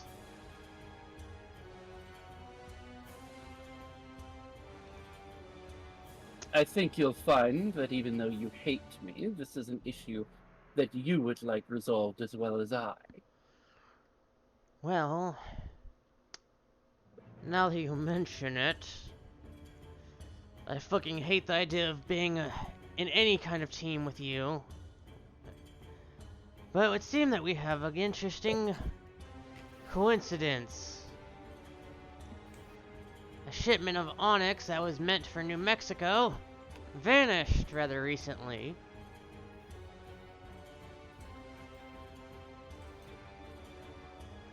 And yes, it was intended for exactly what you think.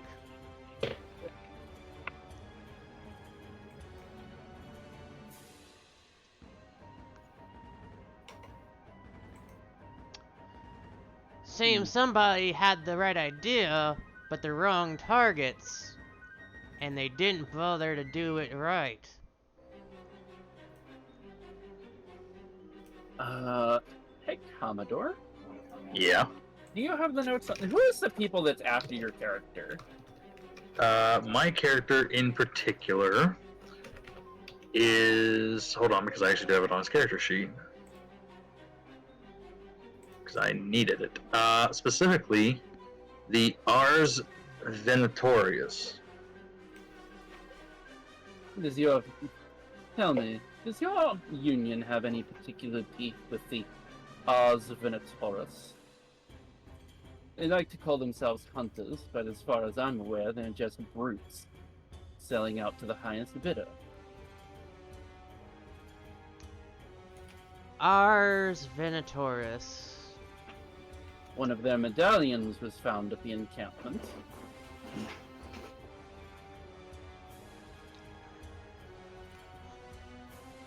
Now that you mention it, I think I know who you're talking about. I hear they do a lot of work in New Mexico, defending the interests of capitalists like myself, people far less savvy and far less civilized.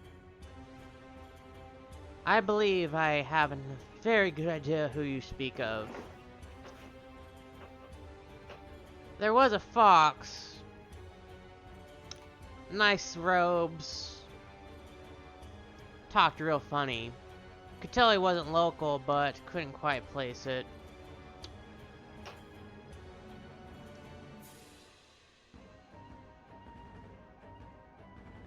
He was very insistent upon selling him onyx. And that's to not tell a single person he was around. But if he was setting us up, I believe that changes the nature of any deal. Especially What? since he never paid. Why? No.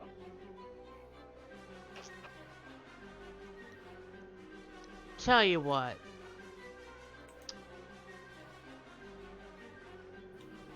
Have you heard the name, Do...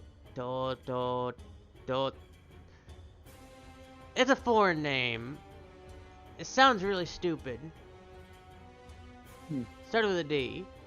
Do something. Goodness, I've heard so many names that start with Do in my travels.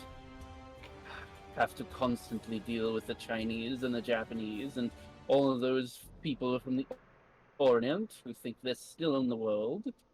Well, they want their silk back after all, and they're not happy about my company. Enemies everywhere, I suppose, is the price of success. I'm sure your union will have found that out as well. When you're fighting the world, every nail looks like a hammer, and vice versa.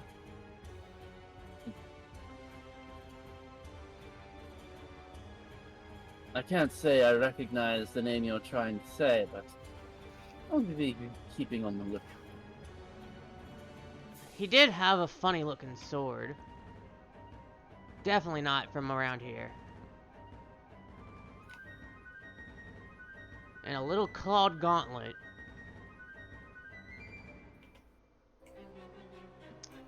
Would you like to roll intelligence at this point?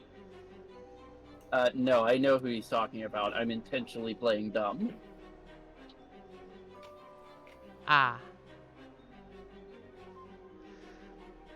Well, he did show me an insignia that looked a lot like the Ars Ventorius, but it was a little off. The cross was put on there wrong. Hmm.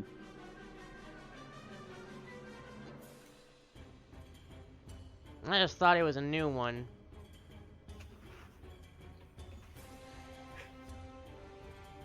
Who knows? If he was an Oriental chap, might be a forgery. Chinese like to do those sometimes.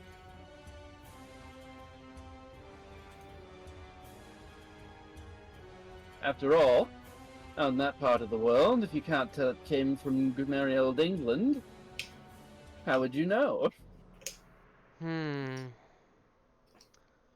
Well, if you find him, please do bring his head on a silver platter, since you like to carry those around. Oh wait, your servants do that, don't they?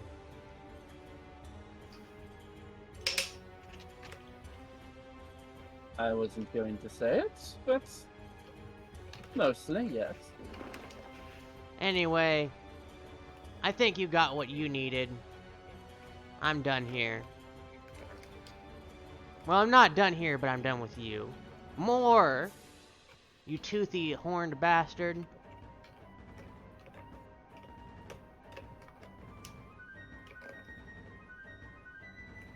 And I really do mean it. I still want that aetherology engineer. And I'll pay your rate plus 50%.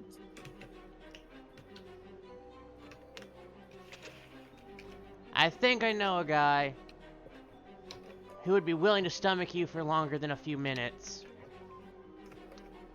I'll see what I can do to patch you in with him. Now fuck off.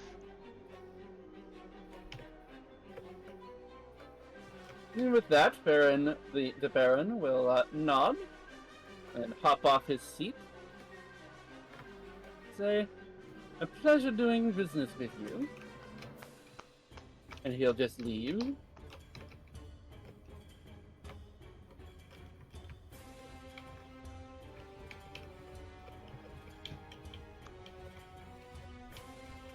Alright, with that, Pierre and Jerry, what are you up to now?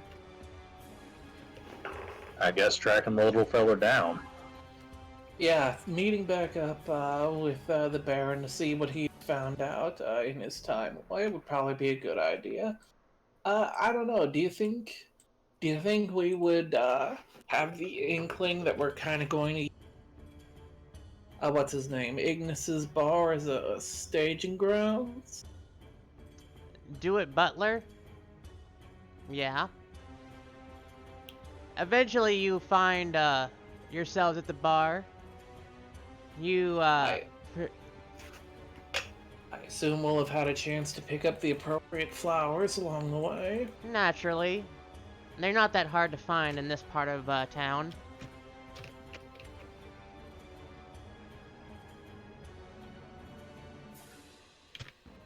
I'm not gonna make you roll or do RP to grab a flower that's very common in the area. That's stupid.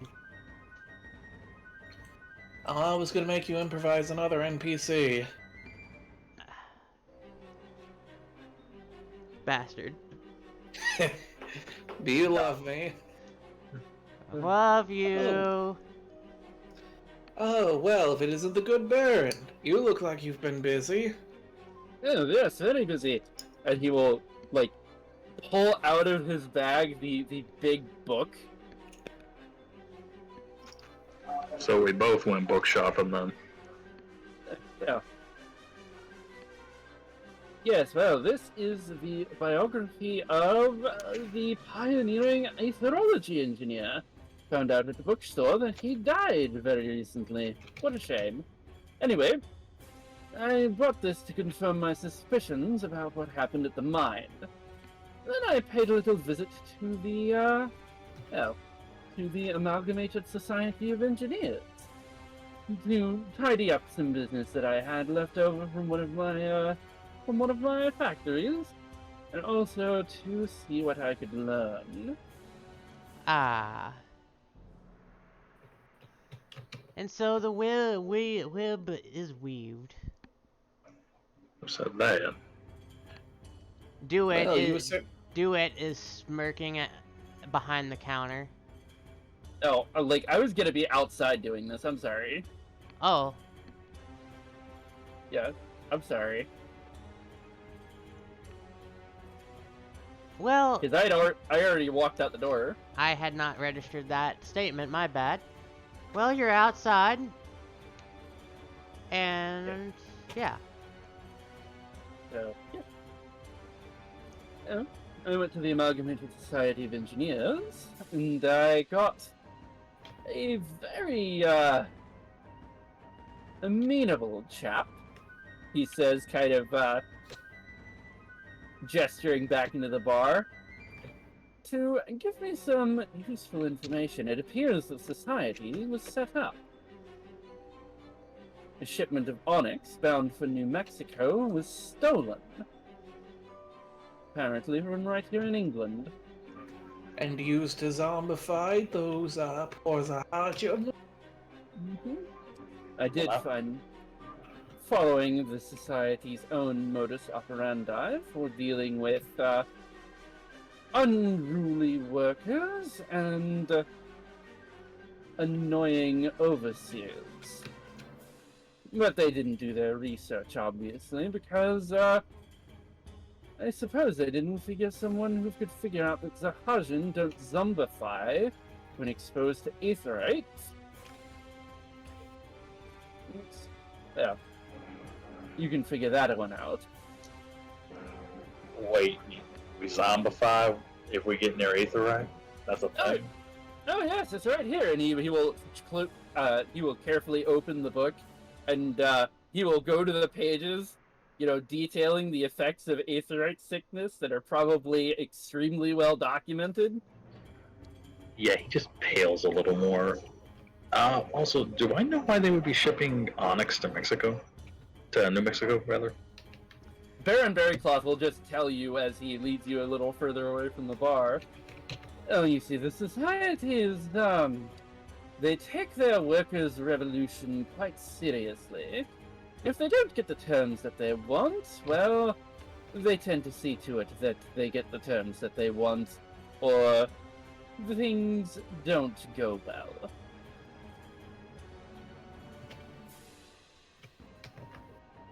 And that's why I don't work in New Mexico no more. Indeed. No knowing for certain, but the medallion we found, probably part of the arrangement of the theft. Are you talking about the one that I shot? Indeed. That one. So I would recognize without a question if this was a fake, right? not necessarily. Let me rephrase it. If I saw it, not like a perfect copy one, but like if I saw this versus an obvious knockoff, I would know the difference. You might have noticed if you paid close enough attention. Unfortunately, it's got a big honking hole in it now. Neither here nor there. Whether it's fake or not is not really a concern. Although the fact that it was there, well, and the fact that you had some significance with it, probably means something. Either way, it seems our good, big, large, and friendly tiger friend, not him, but his brother, has some answering to do as well. Why else say that? A lovely chap at the lovely Union chap. He detailed the exact name and appearance of the man casing the joint, so to speak. Alright. Just as a practitioner of magic, I know there are illusions that let you look like other people, right? You don't practice magic, but that is a very common phenomena. Pretending to be other people. Close enough. So just putting the hypothetical whatever out there, but is there a chance that we're being framed, Adam? Oh, there's every chance we're being framed, just like the society is No. being framed. No, I mean, is there a chance that the chap's brother is being framed? I mean, illusionary magic can do that, right?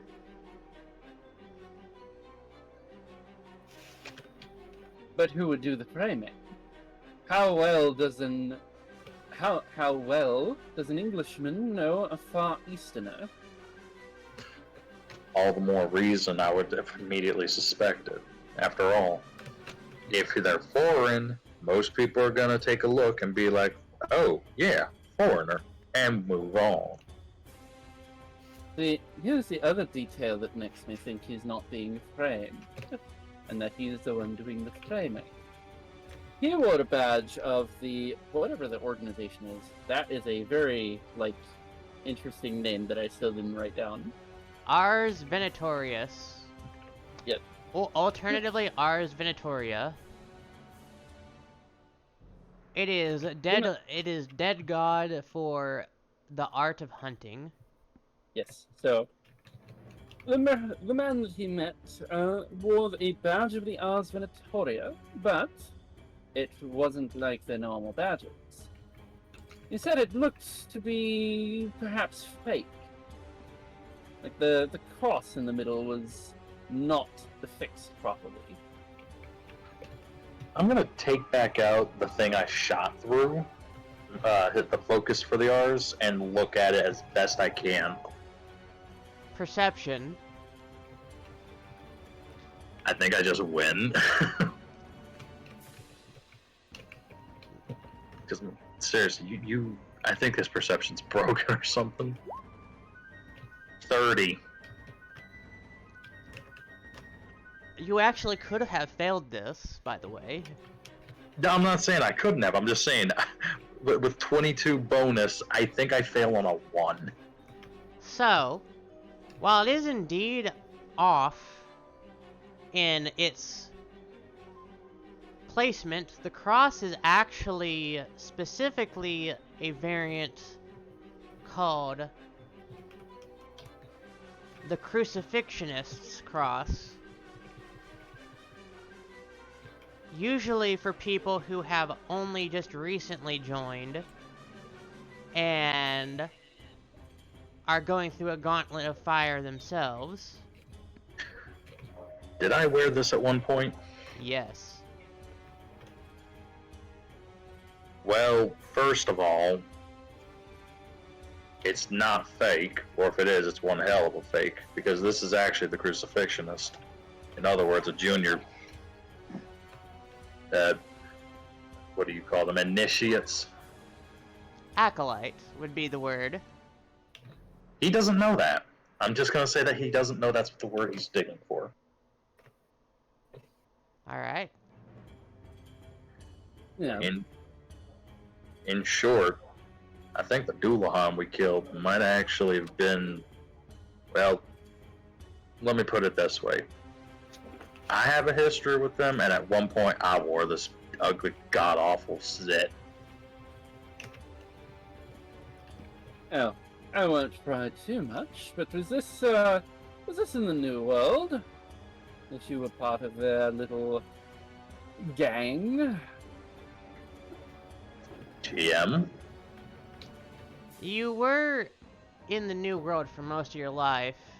As far as you remember, it's the only place you know, but you have a reason you came to the Old World. You're looking for your real family. I was more asking, did I meet ours before or after I came to the New World? Before you came to the Old World, yes.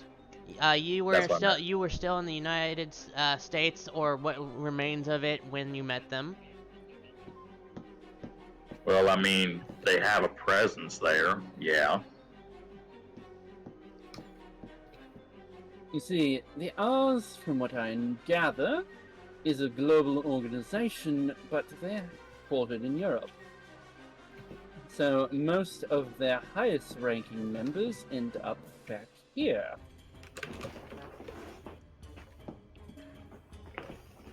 Yeah, that sounds about right.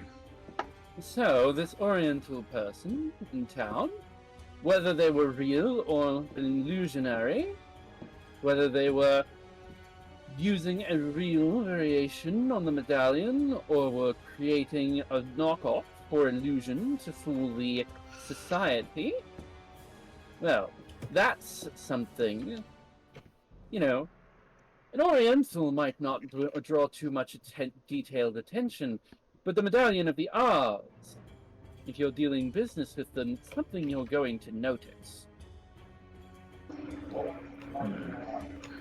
That still brings up one question. They don't normally let juniors go out and about all that much, not without heavy supervision. To see that version of it, if that's the version that your man saw, well, he would have had to, let's just put it this way, be an R's at one point. My friend, you are in Whitechapel, London. Oversight for the R's is never very far away here.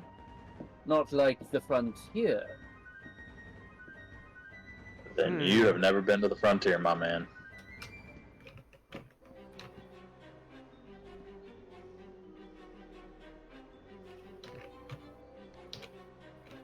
Perhaps not.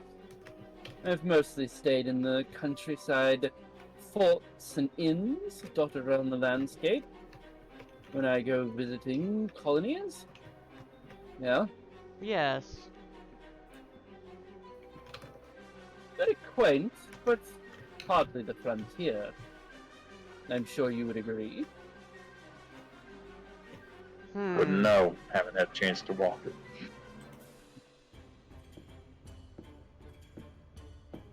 And yet you've spent an awful lot of time running across it, haven't you?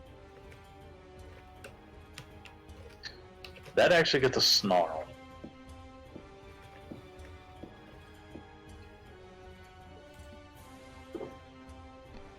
Moving on. What's the next step? Captain? Baron? I was just about to ask that myself. This is all very fascinating stuff, but it mostly a bit over my head. Never, encountered something this scheme this convoluted before that I wasn't orchestrating. I suppose the obvious next step would be to find our Oriental friend so we can ask his Vulpine brother some friendly questions, right? If that's the way you want to go about it, then certainly. I have a few other leads I need to follow up on. The Berry Bluestone Company. I need to follow their money. I need to follow their shipping. I need to see how they're involved in all of this. It's one of their mines was attacked, after all, so I need to know if they're another man in the middle, or if they've got some sort of involvement here. It's not unheard of for companies to zombify their own workers as a form of retaliation, after all.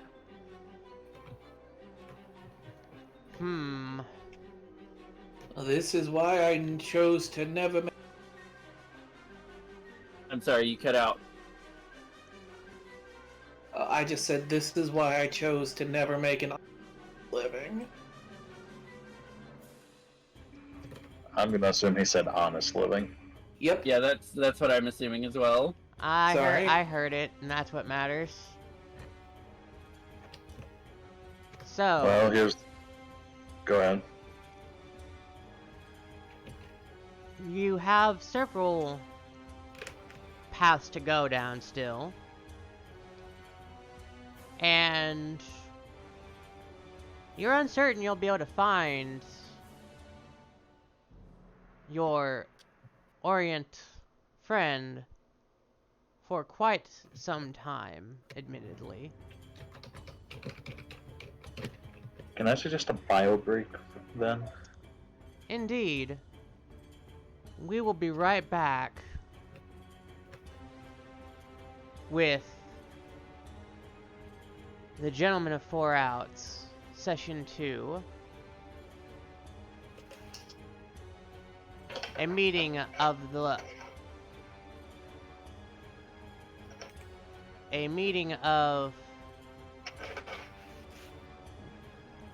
not the best time to have a brain fart like this.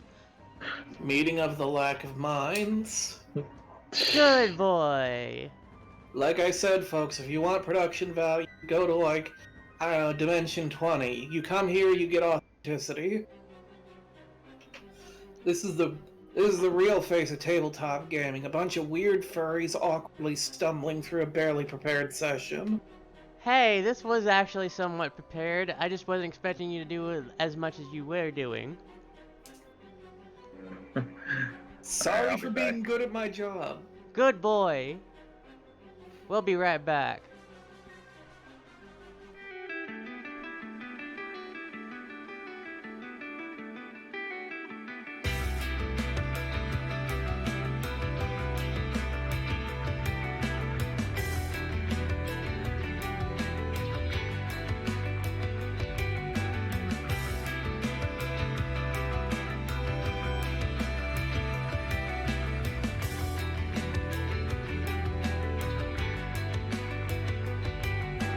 Lost and so far gone from who I was. Now I've become something numb, someone who I was would know this place I found somewhere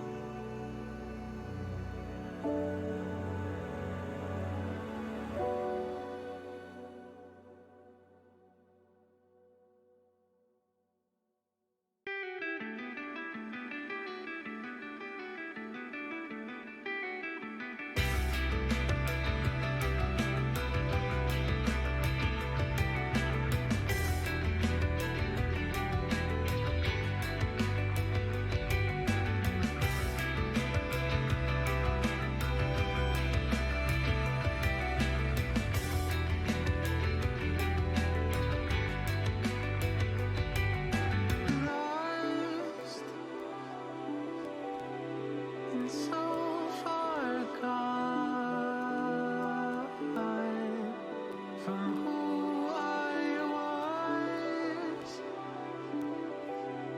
Now I've become something numb, someone who I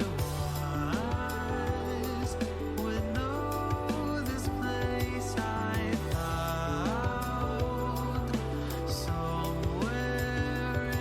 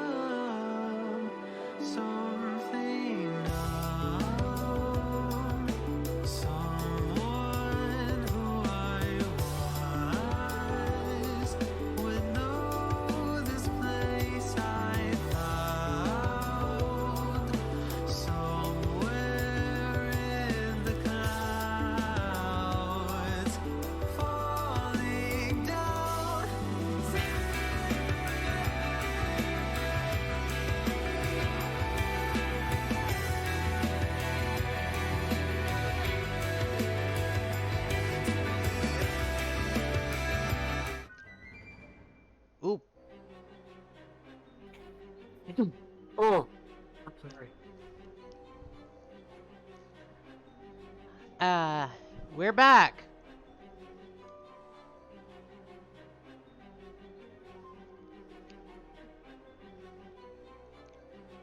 How are y'all doing? Uh, fine. So, as we left off, you all were deciding on a plan of action of what to do. Yeah, yes, since it seems that our Oriental friends are not around, we probably ought to find another investigation to follow up on. I think the Baron had some ideas.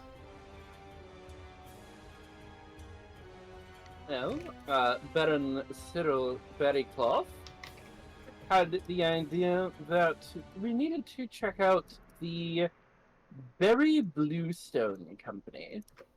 They have a factory in London, along with the mining outpost that we so recently purged of the undead, shall we say.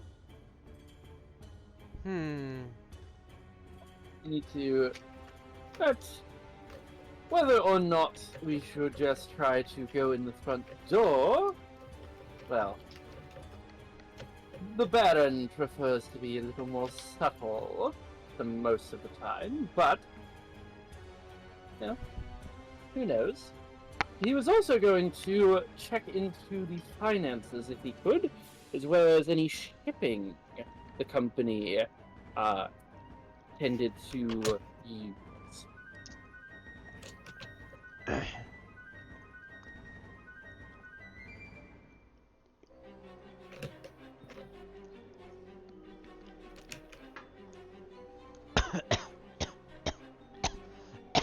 Oof. You okay? So, what route are you going to go?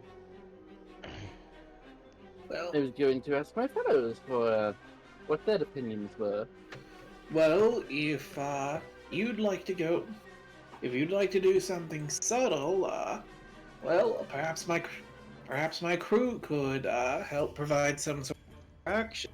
I know the lads have been itching for, well, something interesting besides sitting in our little port. Maybe we could engineer some kind of ruckus to provide a cover for you and possibly Jerry to slip in unnoticed and get what you need to get.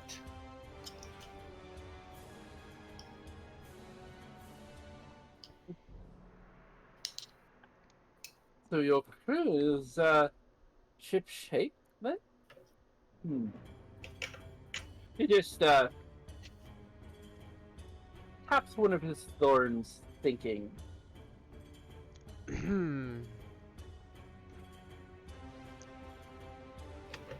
There's a lot we don't know yet, and I don't really want to go making too much of a fuss before we know where we should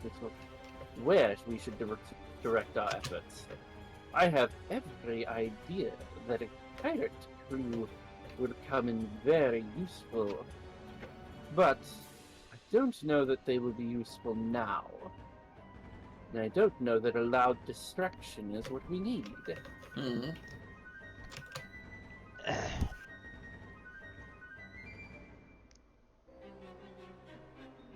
I want to... I suppose we could always take the direct approach and simply attempt to force our way in, but not with guns blazing, shall we say. Perhaps something more clever then. What exactly does this company do? Perhaps me and the crew could disguise ourselves as interesting parties in whatever their business might be. That's the trouble, I've not a clue what they do, despite the fact that my family owns the company. The estate owns it, not me, you see? But all of my family members who've tried to inquire about their business at least those who talk to me, none of them have any idea what the company actually does either. From what I've seen so far, we can infer that they are active in the aetheryte mining business, which is very lucrative. And given that they have a factory nearby, they may also be refiners. Beyond that, I haven't a clue.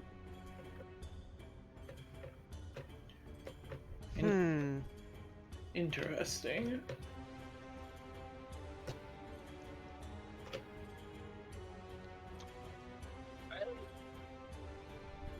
Well, a company with no known public purpose, that could only mean that whatever they're doing is secretive, shady, perhaps in the gray market, so to speak.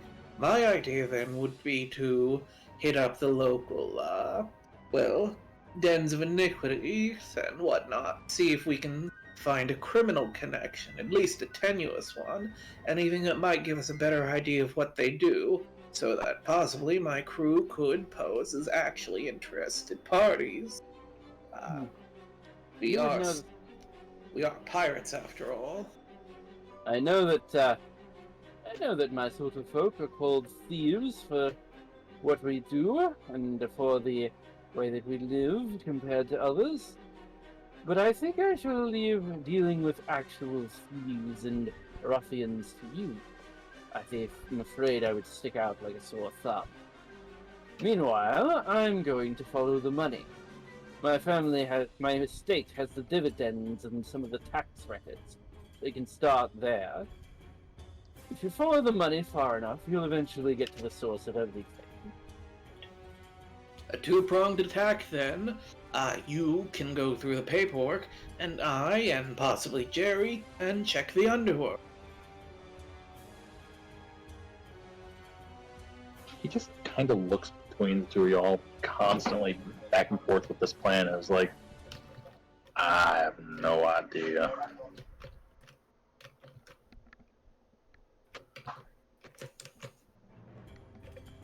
Ahem. Yes, Sama? Do you wish to declare where you'll be looking? So you're talking about my part of the plan, investigating the underworld? Yes. Well, is it agreed upon first, is what I want to...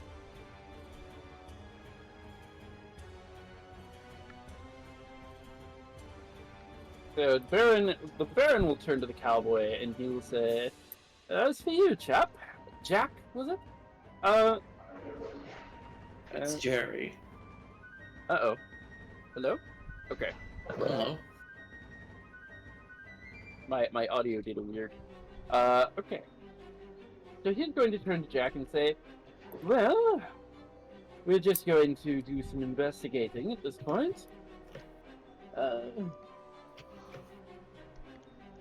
Frankly, I think you might be best simply keeping a lookout for these Ars fellows. If they're involved, well, they seem the type that might be coming and knocking before too much longer. Yeah, the question is, who's gonna cause knocking first?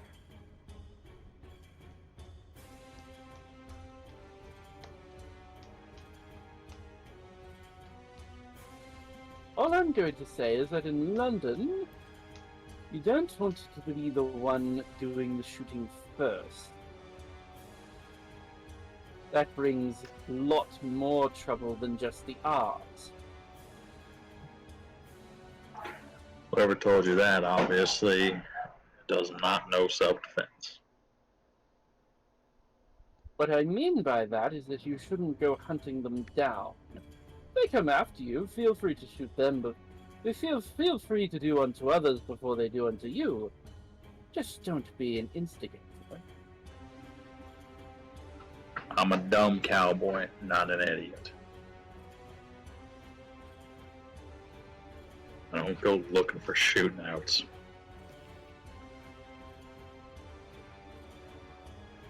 Okay then, so the Baron on paperwork duty, Jerry on lookout duty, and me investigating. Sounds like a plan. Sounds like a plan to me. And before we get going on this, the Baron is going to cast a spell. What are you Specifically, casting? how long does this last? Okay, that should be enough time. I'm going to cast the second level spell Status. And who are you placing that on? Let's. That's one living creature touched for 3 levels, so I can cast that on both Jerry and Pierre. Pierre. Could you repeat that again? I am casting Status on Jerry and Pierre. All right. So this allows me to monitor their relative positions and general condition. I'm aware of their direction and distance from me, and any conditions affecting them, whether they're unharmed, wounded, disabled, staggered, unconscious, dying, nauseated, panicked, stunned, poisoned, diseased, confused, or really any other condition. And if they die, the spell ends for them. So, and that will last 4 hours. Understood.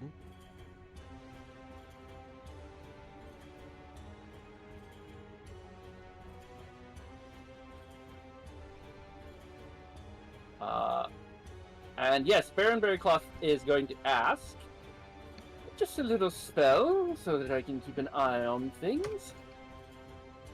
If you're so amenable. Of course.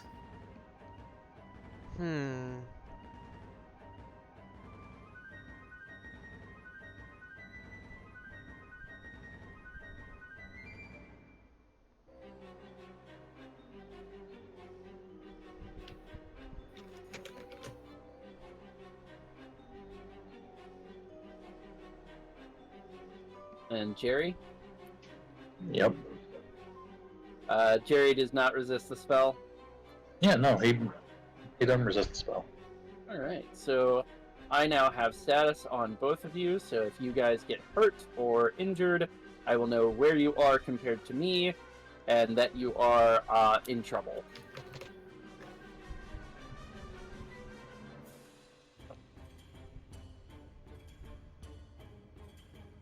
Sounds good to me. Well, let's be honest. One thing, he's gonna take out a small bottle of kind of greenish liquid and hand it to you, in case they come looking for you before we can find you. You might want to keep that on you, friend. Just saying. He's handing that to me. Yes. Okay. And for GM's knowledge, I just handed him a cure light potion. All right.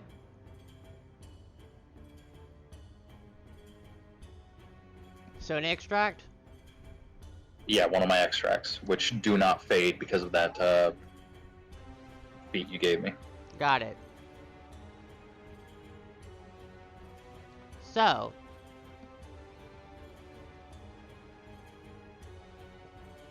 in that case, I'm going to start with the larger group first of the two. Pierre and Jerry, which one of you wants to roll diplomacy for a gather information? I'll do it.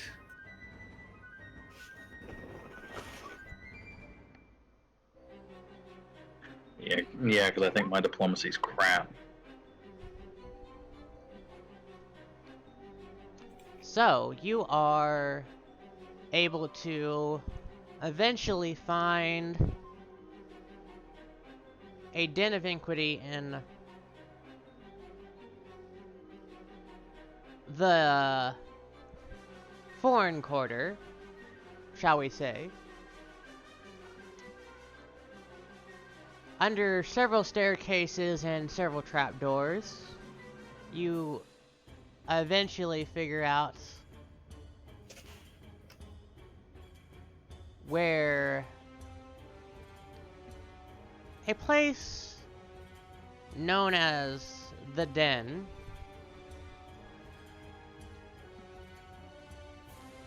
is held. Ooh, the den. I like that. Madame Sound of that place. Madame Zhao is the proprietor of the Den, famous for her placid demeanor and her interesting pipe that she uses almost all the time.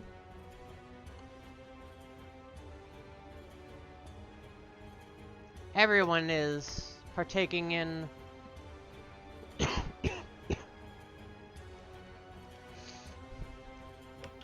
one moment.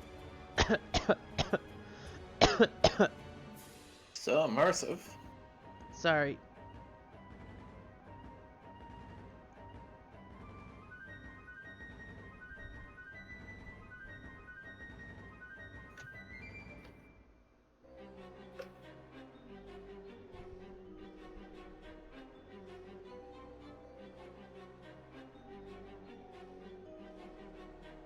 Alright.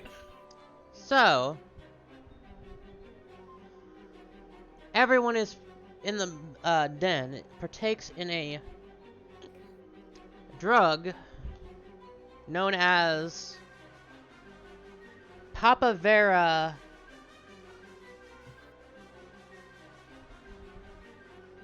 or,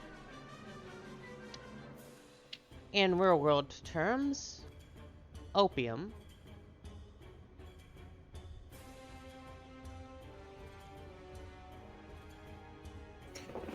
I figured as much.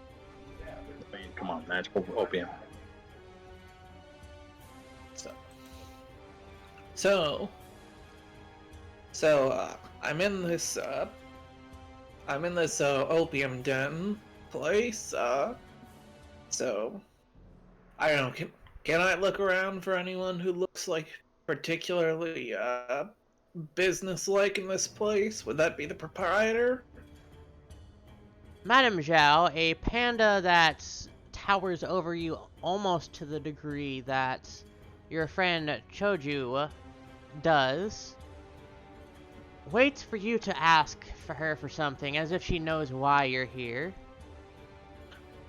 Alright then. Well, I guess Pierre that is going to prepare himself to lay on the charm and approach her. Good afternoon, Adam. Quite an interesting establishment you have here.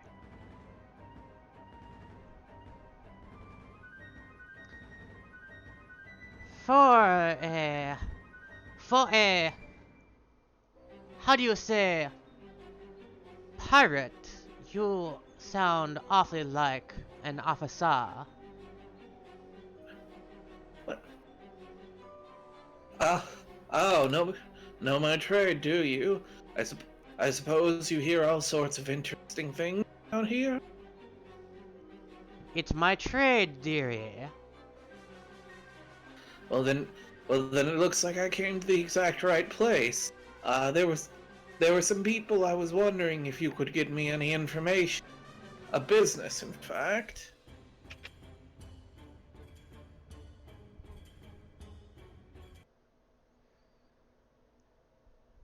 Oh.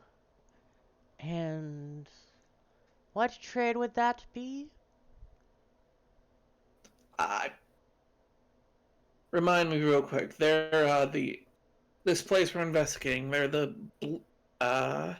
Berrystone something or other. No, we're at the den. Well, yeah, I know. The place we're investigating. The thing that's linked with Sue's family. The Berry Bluestone Company. The Berry Bl- the Berry Bluestone the Berry Bluestone Company. No one can not no one seems to know exactly what it is they do, so it's got to be something on the shady side, right? So I thought I'd track down someone like yourself.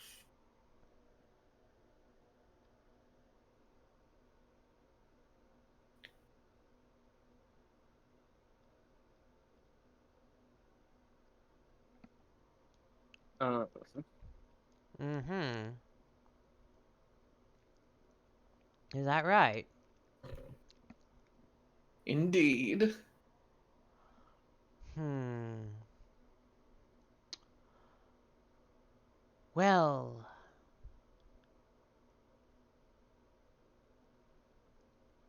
there have been some Japan folk, some absolute denwa, asking about the place.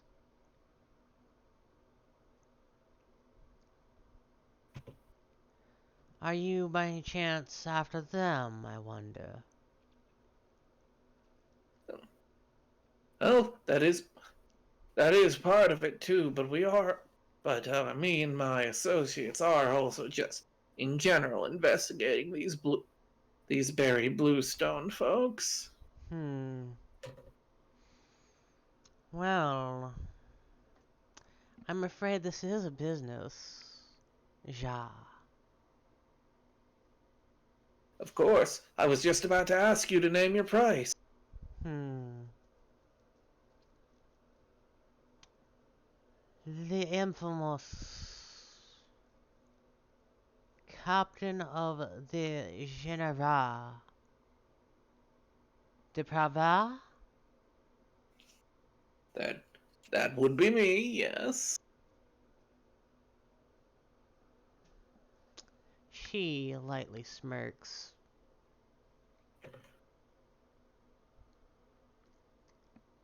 Well,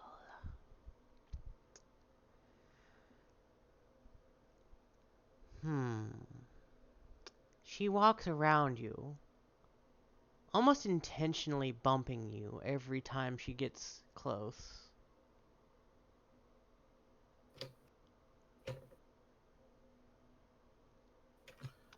Good stock, this one. Ja.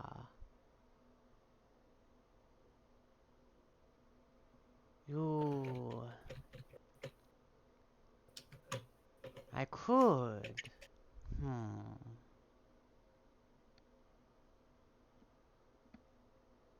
Are You you a s- stranger to the night calling? the, the night calling.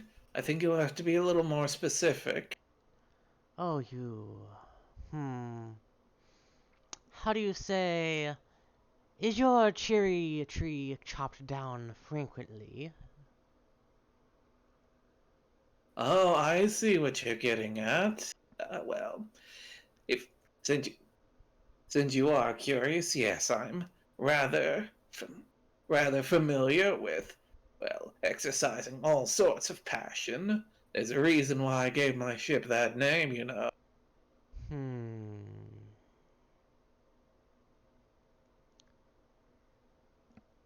Tell you what. You work a not here. Someone like you will bring a lot of trade, lot of money, lot of riches.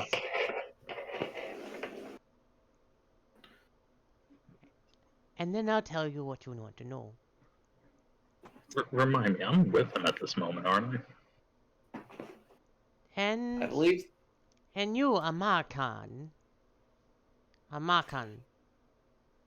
Yes, you. Uh, he, Good. he just looks away from two people that were smoking. You, American. You. You, how you say farm boy? Mm, you, I'll you, let that slide. you help with the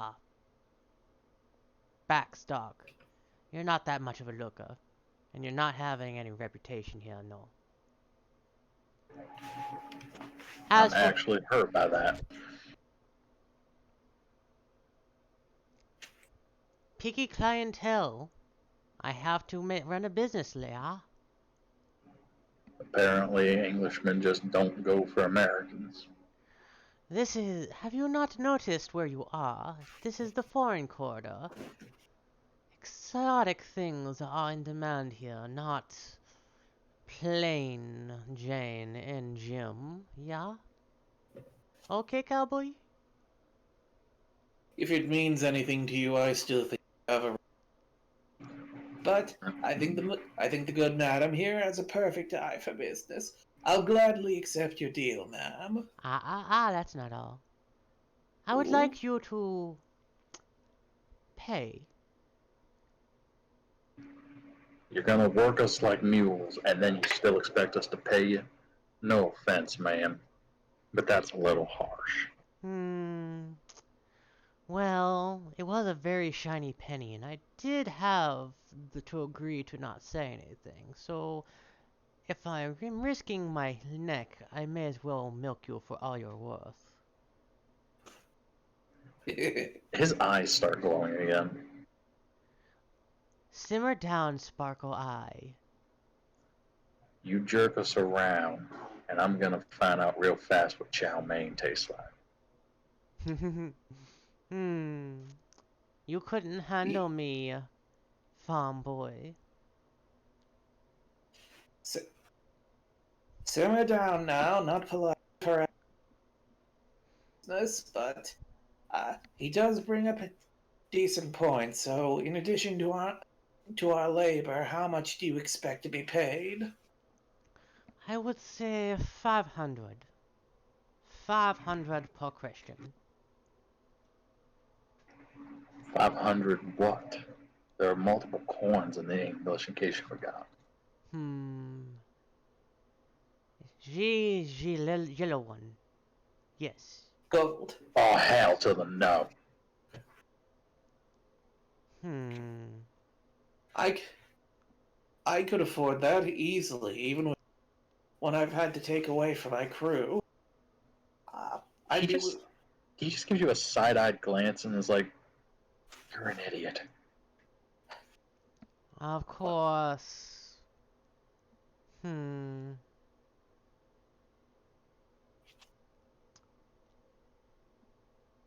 She leaves it hanging for you to make a counter offer. Mhm. If if we agreed to come back for multiple nights of work, you think we could shave some off that price? Hmm. A notorious pirate who's quite a looker, working as one of my cherry trees, and a day laborer. Hmm. 100. But I expect you to be back here every day for a week. What do you think, Jerry? He just gives a loud snort and says nothing. That doesn't tell me what you think about it. Well, he's not bitching, is he? Well, uh, well, then it looks like you've got a deal, ma'am. I always had trouble saying no to a pretty face. Hmm. No offense, Captain, but he seems to be the one who asks more questions that are more important. How about you get to work? Those lovely ladies won't take care of themselves.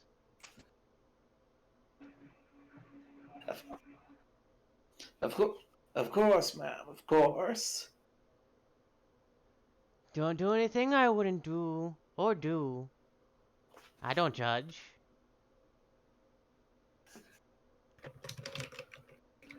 All right, so I assume then that the good captain will get to work Would you like a roll for that?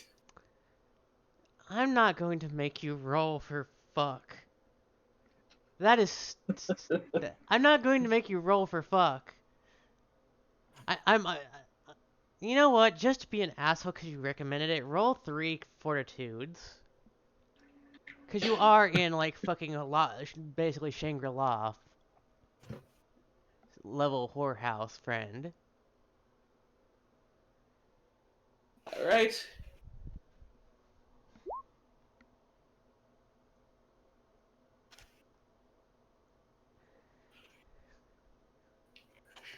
You have the triple clap. Congratulations.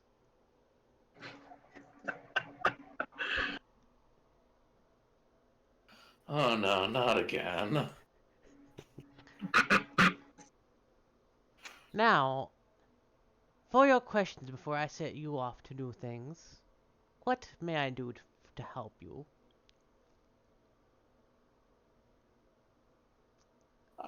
Is this to both of us or just to Commodore? She is asking the wolf.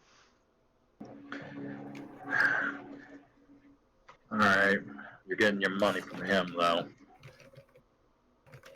First of all, I'm what do you getting know a about lot more than his money. last time I ever set foot in a burlesque again? First of all, what do you know about what's going on with the Berry Cloth Estate, their little mining operation, and the R's? I keep mispronouncing this. The R's. I'm just gonna start calling them the R's event. What do you know about anything with the Berry Cloth Estate, the mines, and the Oz event? Hmm. Well, the Oz. I hear they've been making big moves lately. Seems someone has pissed them off quite a lot lately. You cut out a lot. Ah, the Ars Venatoria, I believe.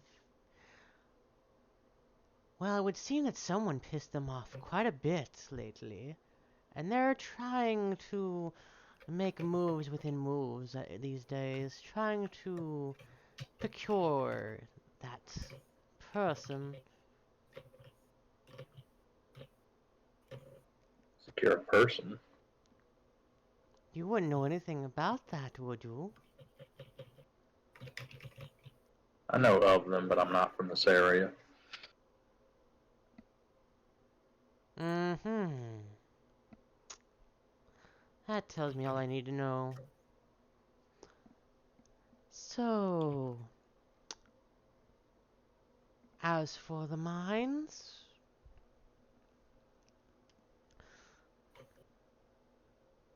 the Bluestone Company has a lot of dealings with Japan, the Africa in the Brasilia, as well as very other places. They do lots of strip mining, I believe is the term they use. But that's just mining where I'm from. There's no stripping there. Why do they call it strip mine? Because they take the top of the mountain off, usually. They strip it from top to bottom. And he kind of makes a motion with his hand trying to show her, like a. Think chopping something standing up. That's just mining. You foreigners are stupid. Usually they go under the mountain rather than just chop the top off of it. Thus, strip mining. Inventing new words for things that already are done. Ugh. Do remember you're speaking a loan language essentially. So, yeah. Anyway, that was 100 gold. Well worth it. Next question. This person that you swore you wouldn't talk about or anything about their dealings. Like I said, you're working me like a mule and making a fortune off of that boy. Why don't you tell me a little bit more about him? Well, there was a headless fellow and a very tiny foxman. A dirty, Did he a dirty dog from the Isles, if I'm not mistaken. did he look normal? He, the fox man. He didn't have anything very unusual besides being from y'all's home. That's mongrel. I don't care for him. I might give you this question for free. It was, but with the headless man, did you see a head with that man, like carried or anything? I did not see a head with him, no. But you saw he was headless. Yes. You're very lucky to be alive, Madame Zhao. Weirder things have happened here. Weirder things will happen again. And Jerry doesn't want to know shit about that. Anyway, to answer your actual question. And this is question 3, by the way, because you asked what he looked like. That's a separate question, my dear. That's a clarification. I'm willing to pay you 5 on it. Meaning 5 gold, not the 100 some. Right.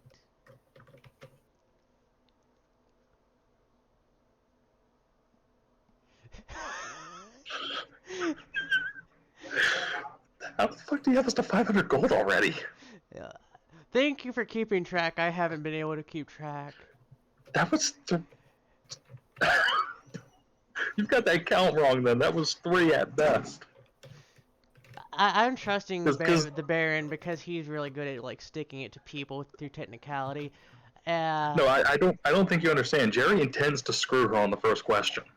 He intends to completely shoot that one out because she didn't say they couldn't be the same topic. So he had a purple and red camo. No. A purple and red what? No. Shishi, what are those ugly little draperies the stealthy folk call themselves? Shizuku. He was wearing a purple and red Shizuku and an iron gauntlet on one hand. Really strange sword. Shizuku? And he kind of raises a brow. Stealth worker. Attire. Kind of like robes, but not quite. Uh-huh. I'm just gonna write that down as sneaky clothes.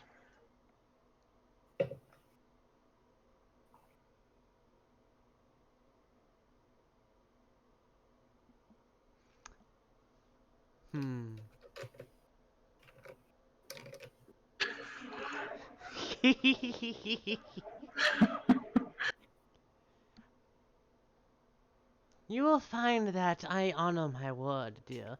Any other questions?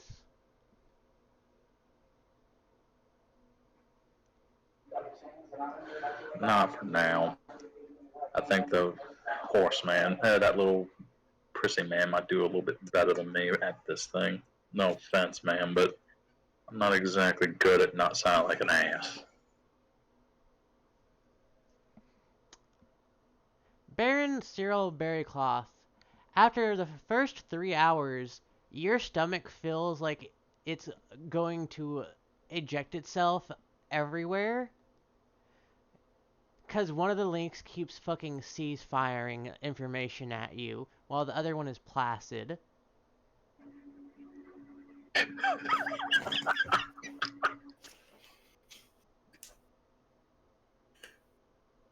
Just constant barrage of information that you don't want to know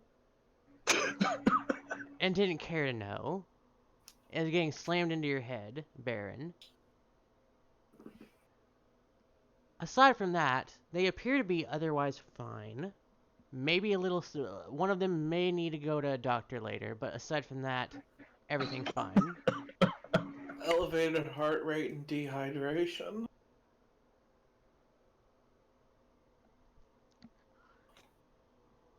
So, Madame Zhao waits and waits and waits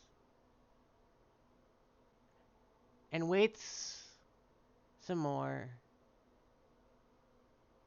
And she goes, Zavan, two, three.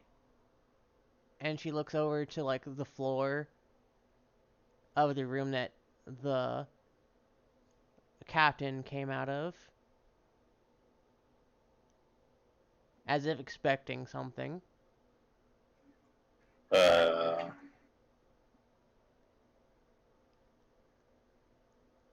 Perry, that's your cue to join in on the conversation. Are you Okay. Okay. alive? No, I'm here. I'm here. I'm sorry. I didn't quite track what you're talking about. So, Pierre. Oh, hello. I was muted,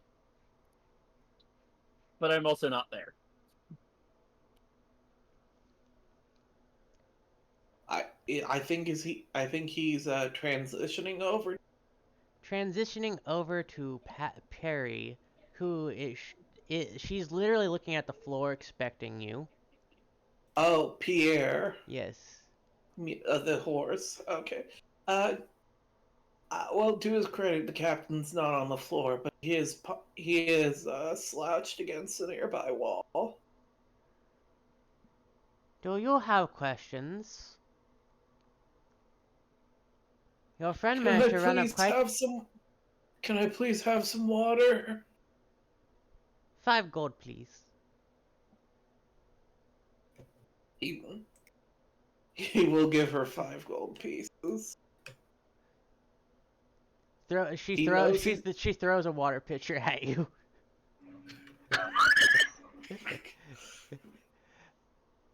That'll do. Okay, so uh, I I haven't had a lot of time to focus on what I might ask you because I've been so uh, vigorously performing the duty that you generously provided for me to decrease the price of your aid. Uh, You, farm boy, you go do luggage in boxes. Shoo, go guide farm boy. I have he business with. just he starts walking off before she even says somebody to guide him. He almost knows probably where to be. He is good, trained dog. I should hire him more. Anyway, Captain Pierre, yes? all right. So I believe the original question I was wondering about is what exactly does the Barry Bluestone Company even do? They are a mining company that does strip mining, which is just mining. You stupid, you stupid people making new words for shit that already exists. D- don't look at me. I barely spend any time near the mine. So, Mm, not the point. Anyway,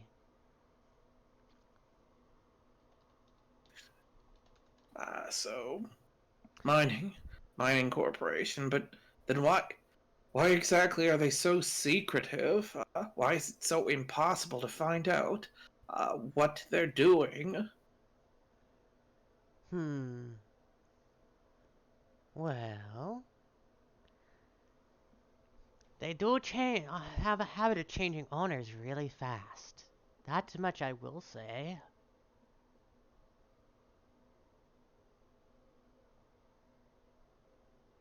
Okay. All right. Well, uh, in that case, mining business changes owners a lot. Suspicious.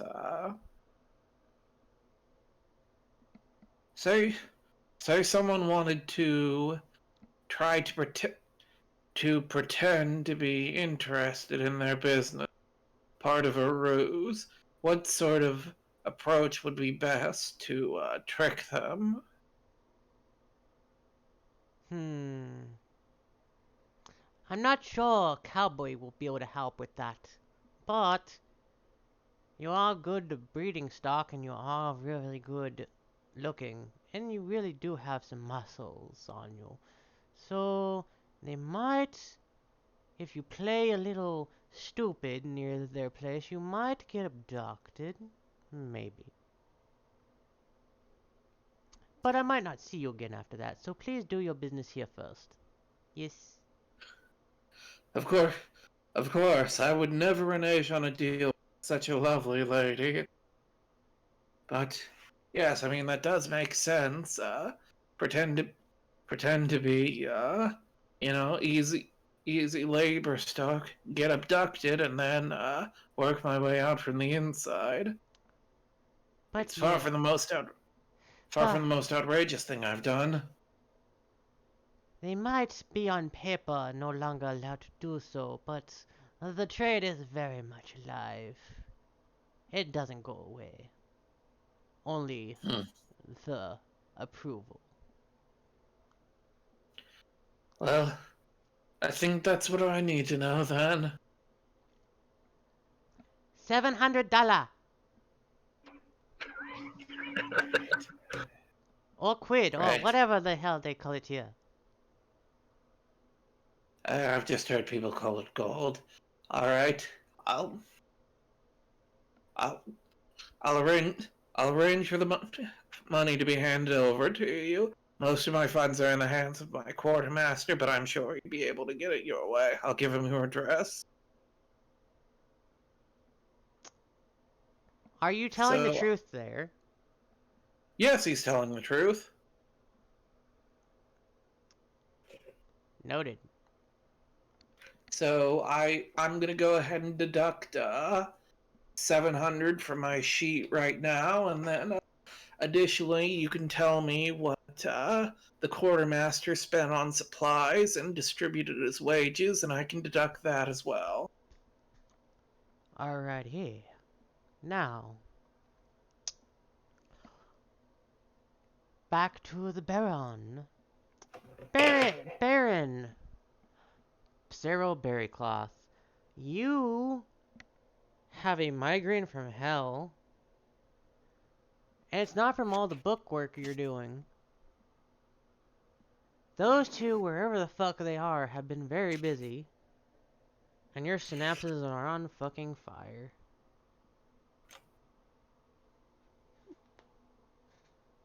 Uh,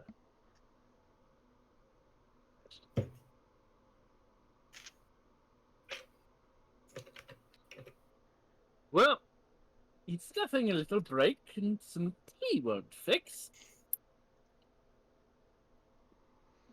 As he takes a break from cooking the books to go and makes an extra strong batch of Earl Grey tea. Just Earl Grey or Earl Grey with Scotch? Yes, Earl Grey. Although you might go and get a gin and tonic or two later. Alright, as you're going through the books. One moment.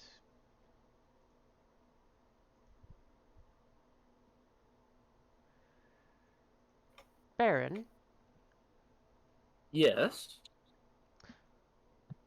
as you're looking through the books and money of your family, I would like you to roll. I would like you to roll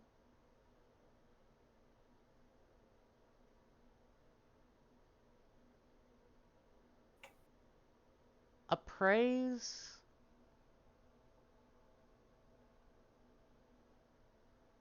Please. Alright. Let's roll on our appraise check. Yikes. At an 18, you begin to suspect that whoever does your family's bookkeeping is either an imbecile or very lazy when it comes to reporting things back to the household. An imbecile, lazy, or deliberately hiding things. That is also a third option. As you look through the paperwork, it becomes obvious that the Bluestone Berry Company has participated in the now illegal slave trade for the entirety of the abolition, both abroad and with the crown itself. They have committed several acts of mercenary employed genocide on tribal lands in various continents, among other horrific crimes of nature and war. They have also been experimenting with a variety of etherical golems in the hopes of creating a self-perpetuating army of some kind, so they can cut out the middleman of mercenaries and what's not. They're still, like, cartoonishly profitable because they're, of course, an Aetherite corporation, but it looks like they're trying to go to war with the world. A shadow war, if you will. The Baron. This is the part that gets the Baron rubbing his horns in his in pounding headache. Like, he looks at this and he just goes, the company could be so much more profitable if they simply stopped doing stupid things like this.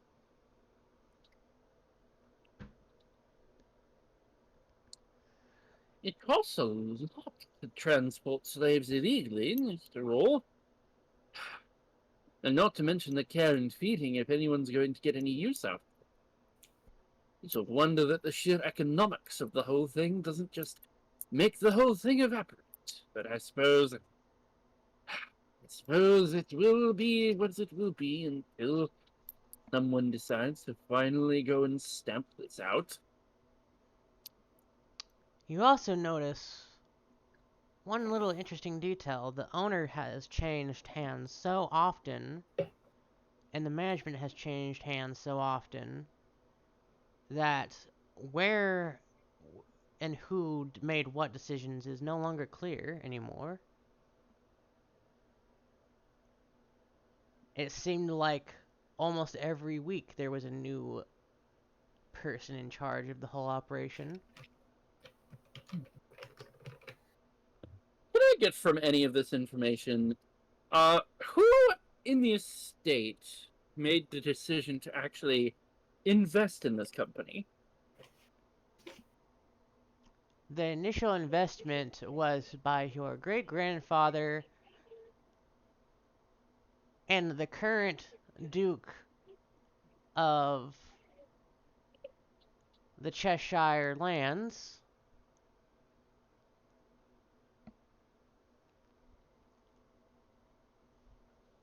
is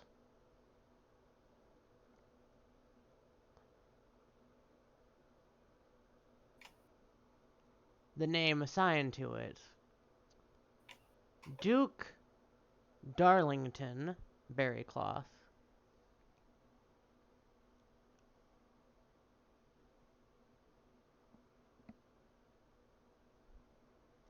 The current head of household for the entire berry cloth family that you are only maybe one step below due to your influence. Hmm.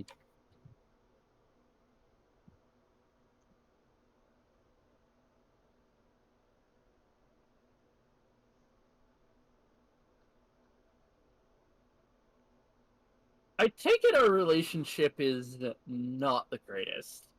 He's a senile old man who likes to make very psychotic decisions all the time. Hmm. He is probably responsible for all of your childhood bullying, either indirectly or by paying people to try to toughen you up. No, you don't get along. At all.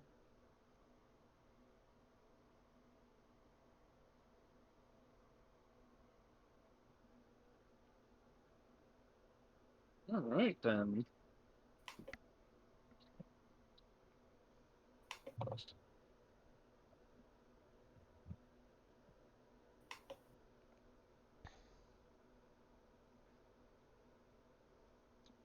Well, appealing to the family certainly won't help in this case.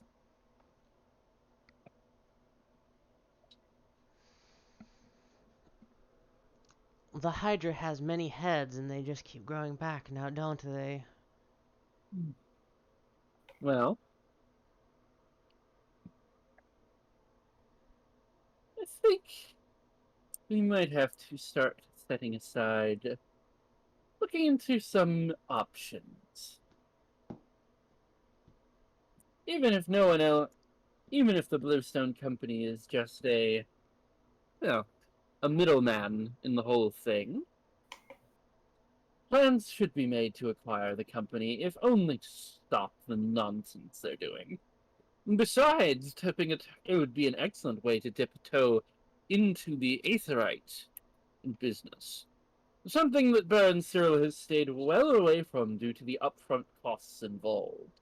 But buying out a ruined company with all of the equipment and whatnot in place, that's an easy way to get in. Of course, it's not ruined yet, but we'll see about that. Do you look at the very last entry in relation to their bookkeeping?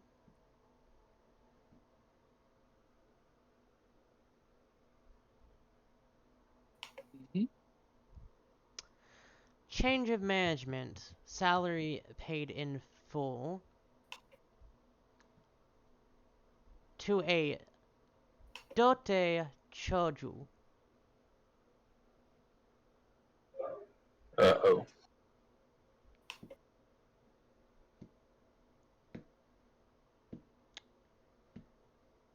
So all of the plans, all of the threads come together.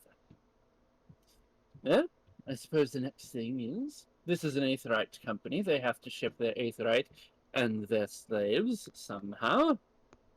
Let's see if we can track any of their shipping information. The shipping manifests that you're sent look like totally banal shipping things, manifests. One has Yes, to but that, huh? one has to wonder how they're getting these people and goods to and from without anyone detecting or verifying these to be false.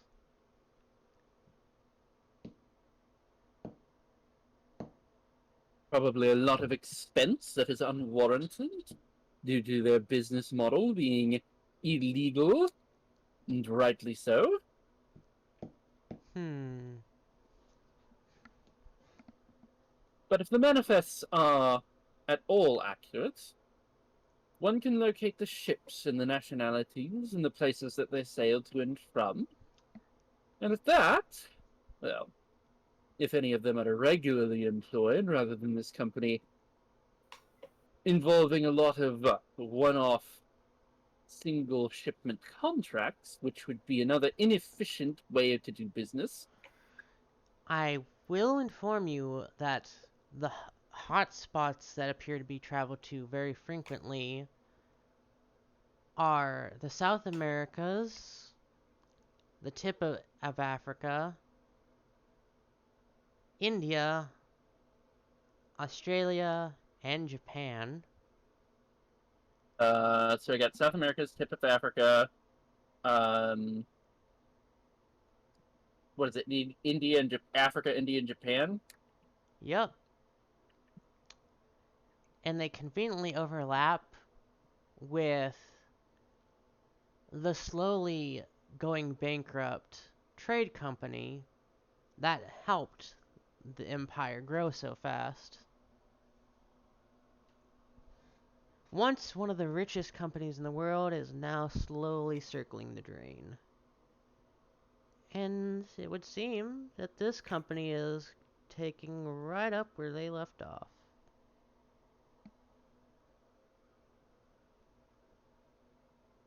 Muscling in on all their territories. All right. Excellent.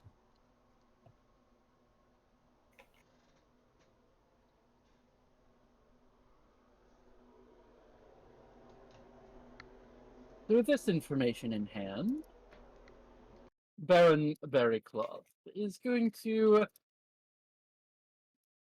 he's going to dress down a little bit, and he's going to go out for that gin and tonic with a side of opium.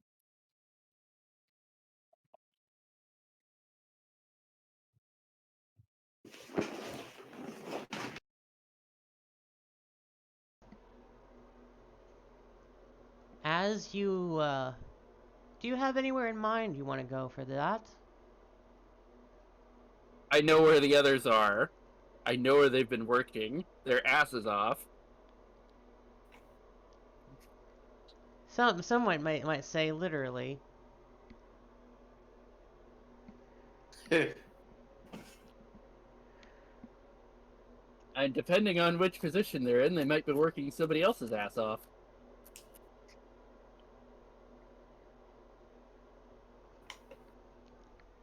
Very well.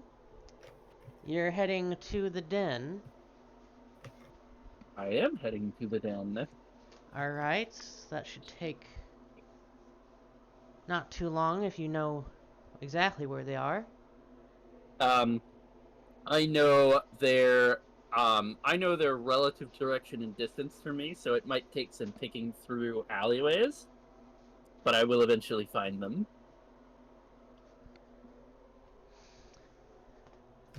Ah, you're doing the I don't know who you are, I don't know where you are, but I have a certain set of skills and I will find you. Got it. No, the spell literally says you know their relative positions, direction, and distance to them.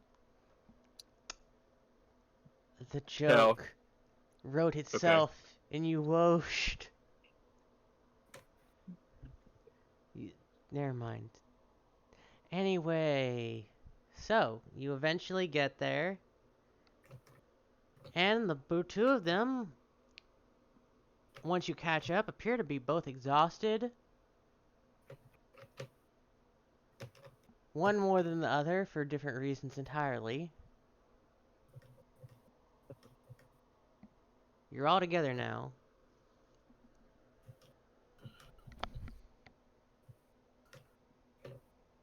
Okay.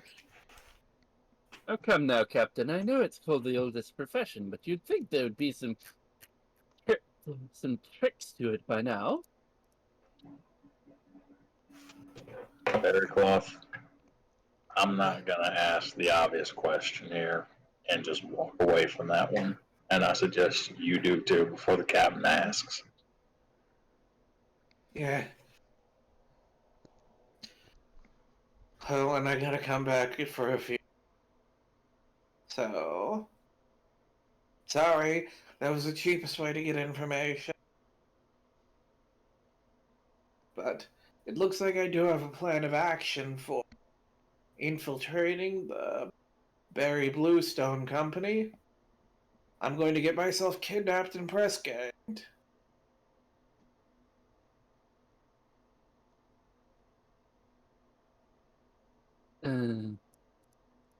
But Barracloth just looks at you with almost a blank expression. I suppose you don't know how foolish that might be, but well, it's your body.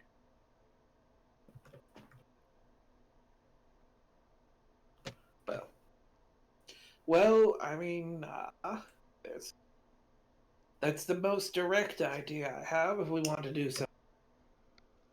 Did you find out anything else different?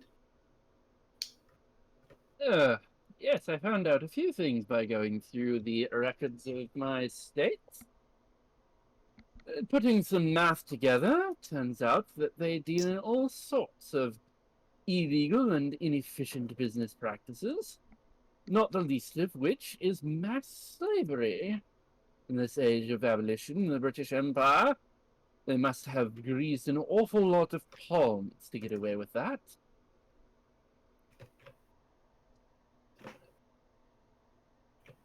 If you go and get yourself kidnapped, I have no idea where you'll end up.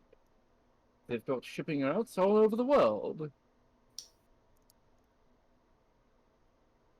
Hmm.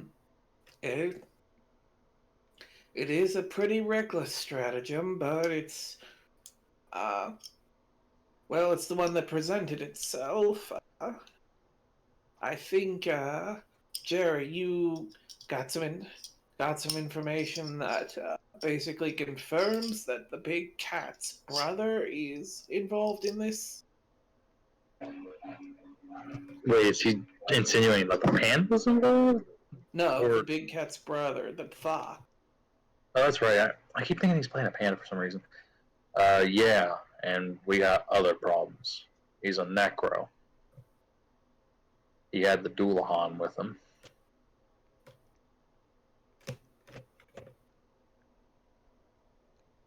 Also wore something called a Shuzuka, or I forget how she said it, but he fancies himself a sneaky type. I wouldn't doubt if it somehow loops back to him, if it even is him. No, I did find out that he is the latest manager of the Berry Bluestone Company. That means he's in charge.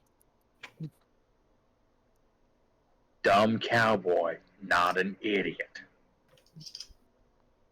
I know what a manager is. Now, whether or not he's a necromancer is honestly irrelevant. It's easy to pay a necromancer under the table to do whatever you want. On that kind of scale, though, Trust me, crime is an industry like any other. he just. You know that look people give you when it's like, you have no idea? Yeah, that's the Rookaroo right now.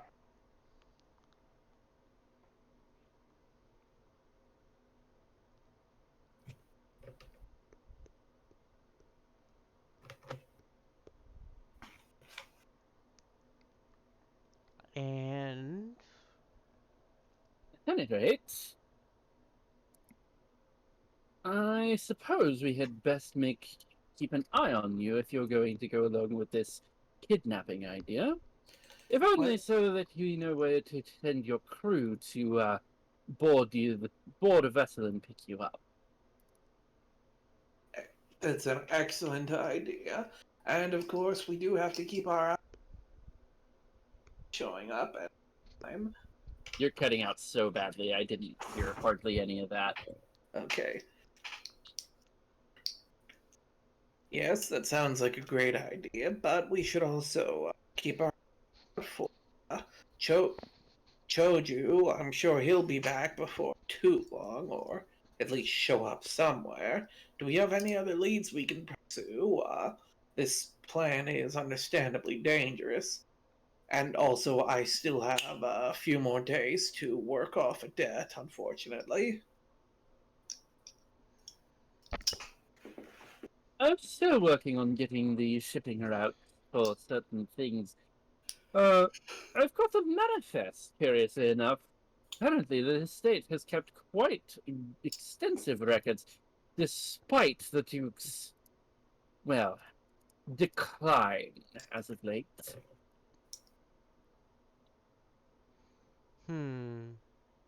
Still, the precise details of what all their business entails, they are notably absent. I had to put together a lot of clues about this.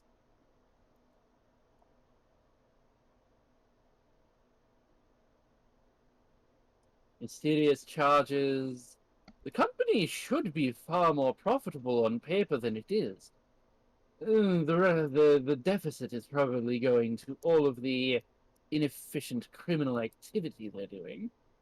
I'm not saying that criminal activity is necessarily inefficient, but doing criminal activity in this way just to make money is certainly not great. Mm-hmm.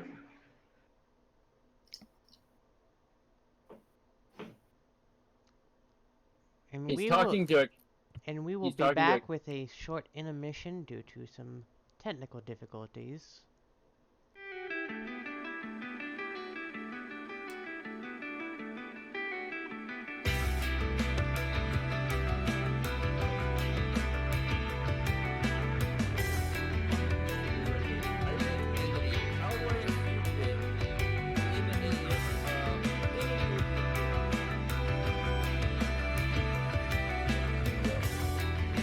Probably. Lost and so far gone from who I was. Now I've become something numb, someone who I was would know this place.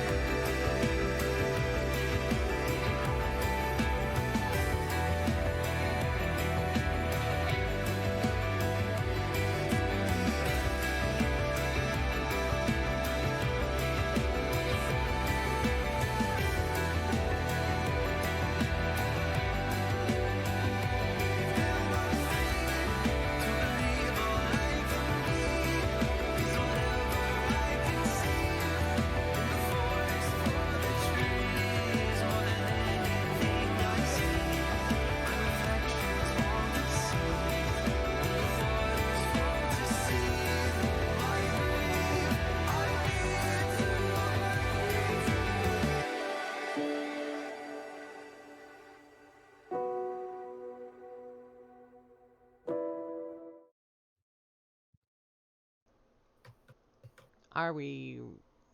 So, we may now continue. Sorry about that.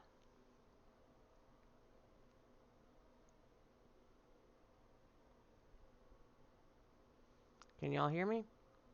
Yep. Hello? No. Yes, we can hear you. Sorry for interrupting that scene. It is now back, and you can continue.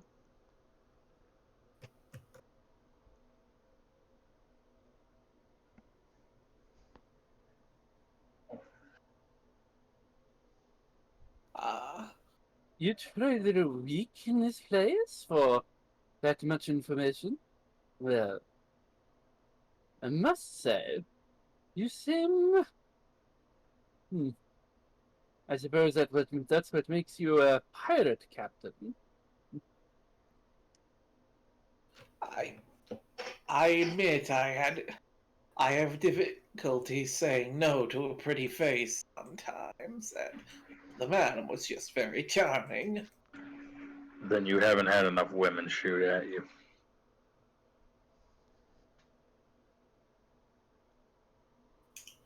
The Baron just slaps Jerry on the ass and says, "Typically, women don't shoot very much. When they do, it's always exciting." He just looks back down to him again, and this time his look is very much incredulous. When this is all over, I'm throwing you in Texas and see how long you last with female Rougarou shooting at you continuously. And I'm gonna laugh. Everyone in Texas has a gun. The kids have guns. You don't think the women do? Wow, cowboy, I didn't think you were thicker than a barn, but well, here we are. uh, he thought you were talking about his guns. He was talking about the other kind of gun. I hate aristocrats. They love you too.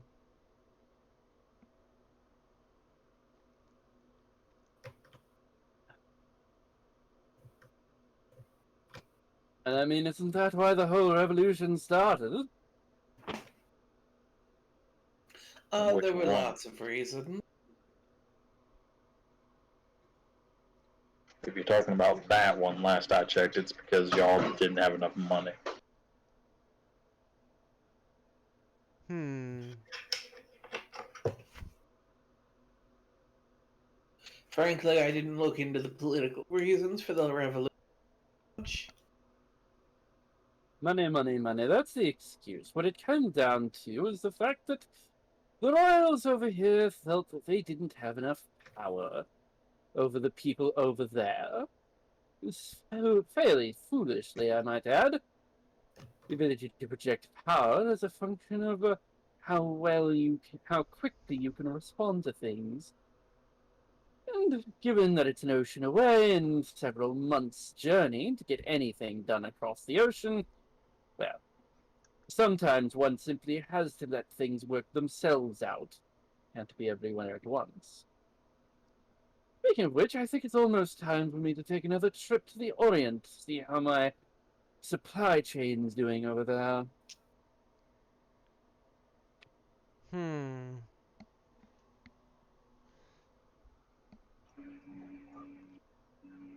A time and a place. A time and a place, Baron.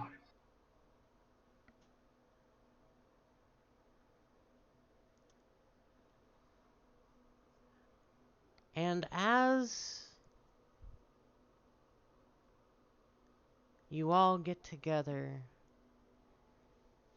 and the conspiracies unfold around you to reveal yet more conspiracies and ever greater depths of stupidity, thus closes the second session of the Gentleman of Four Outs, a meeting of the lack of mines.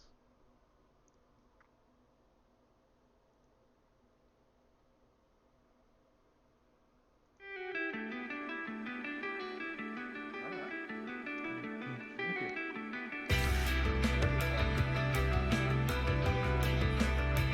That one was actually kind of hard.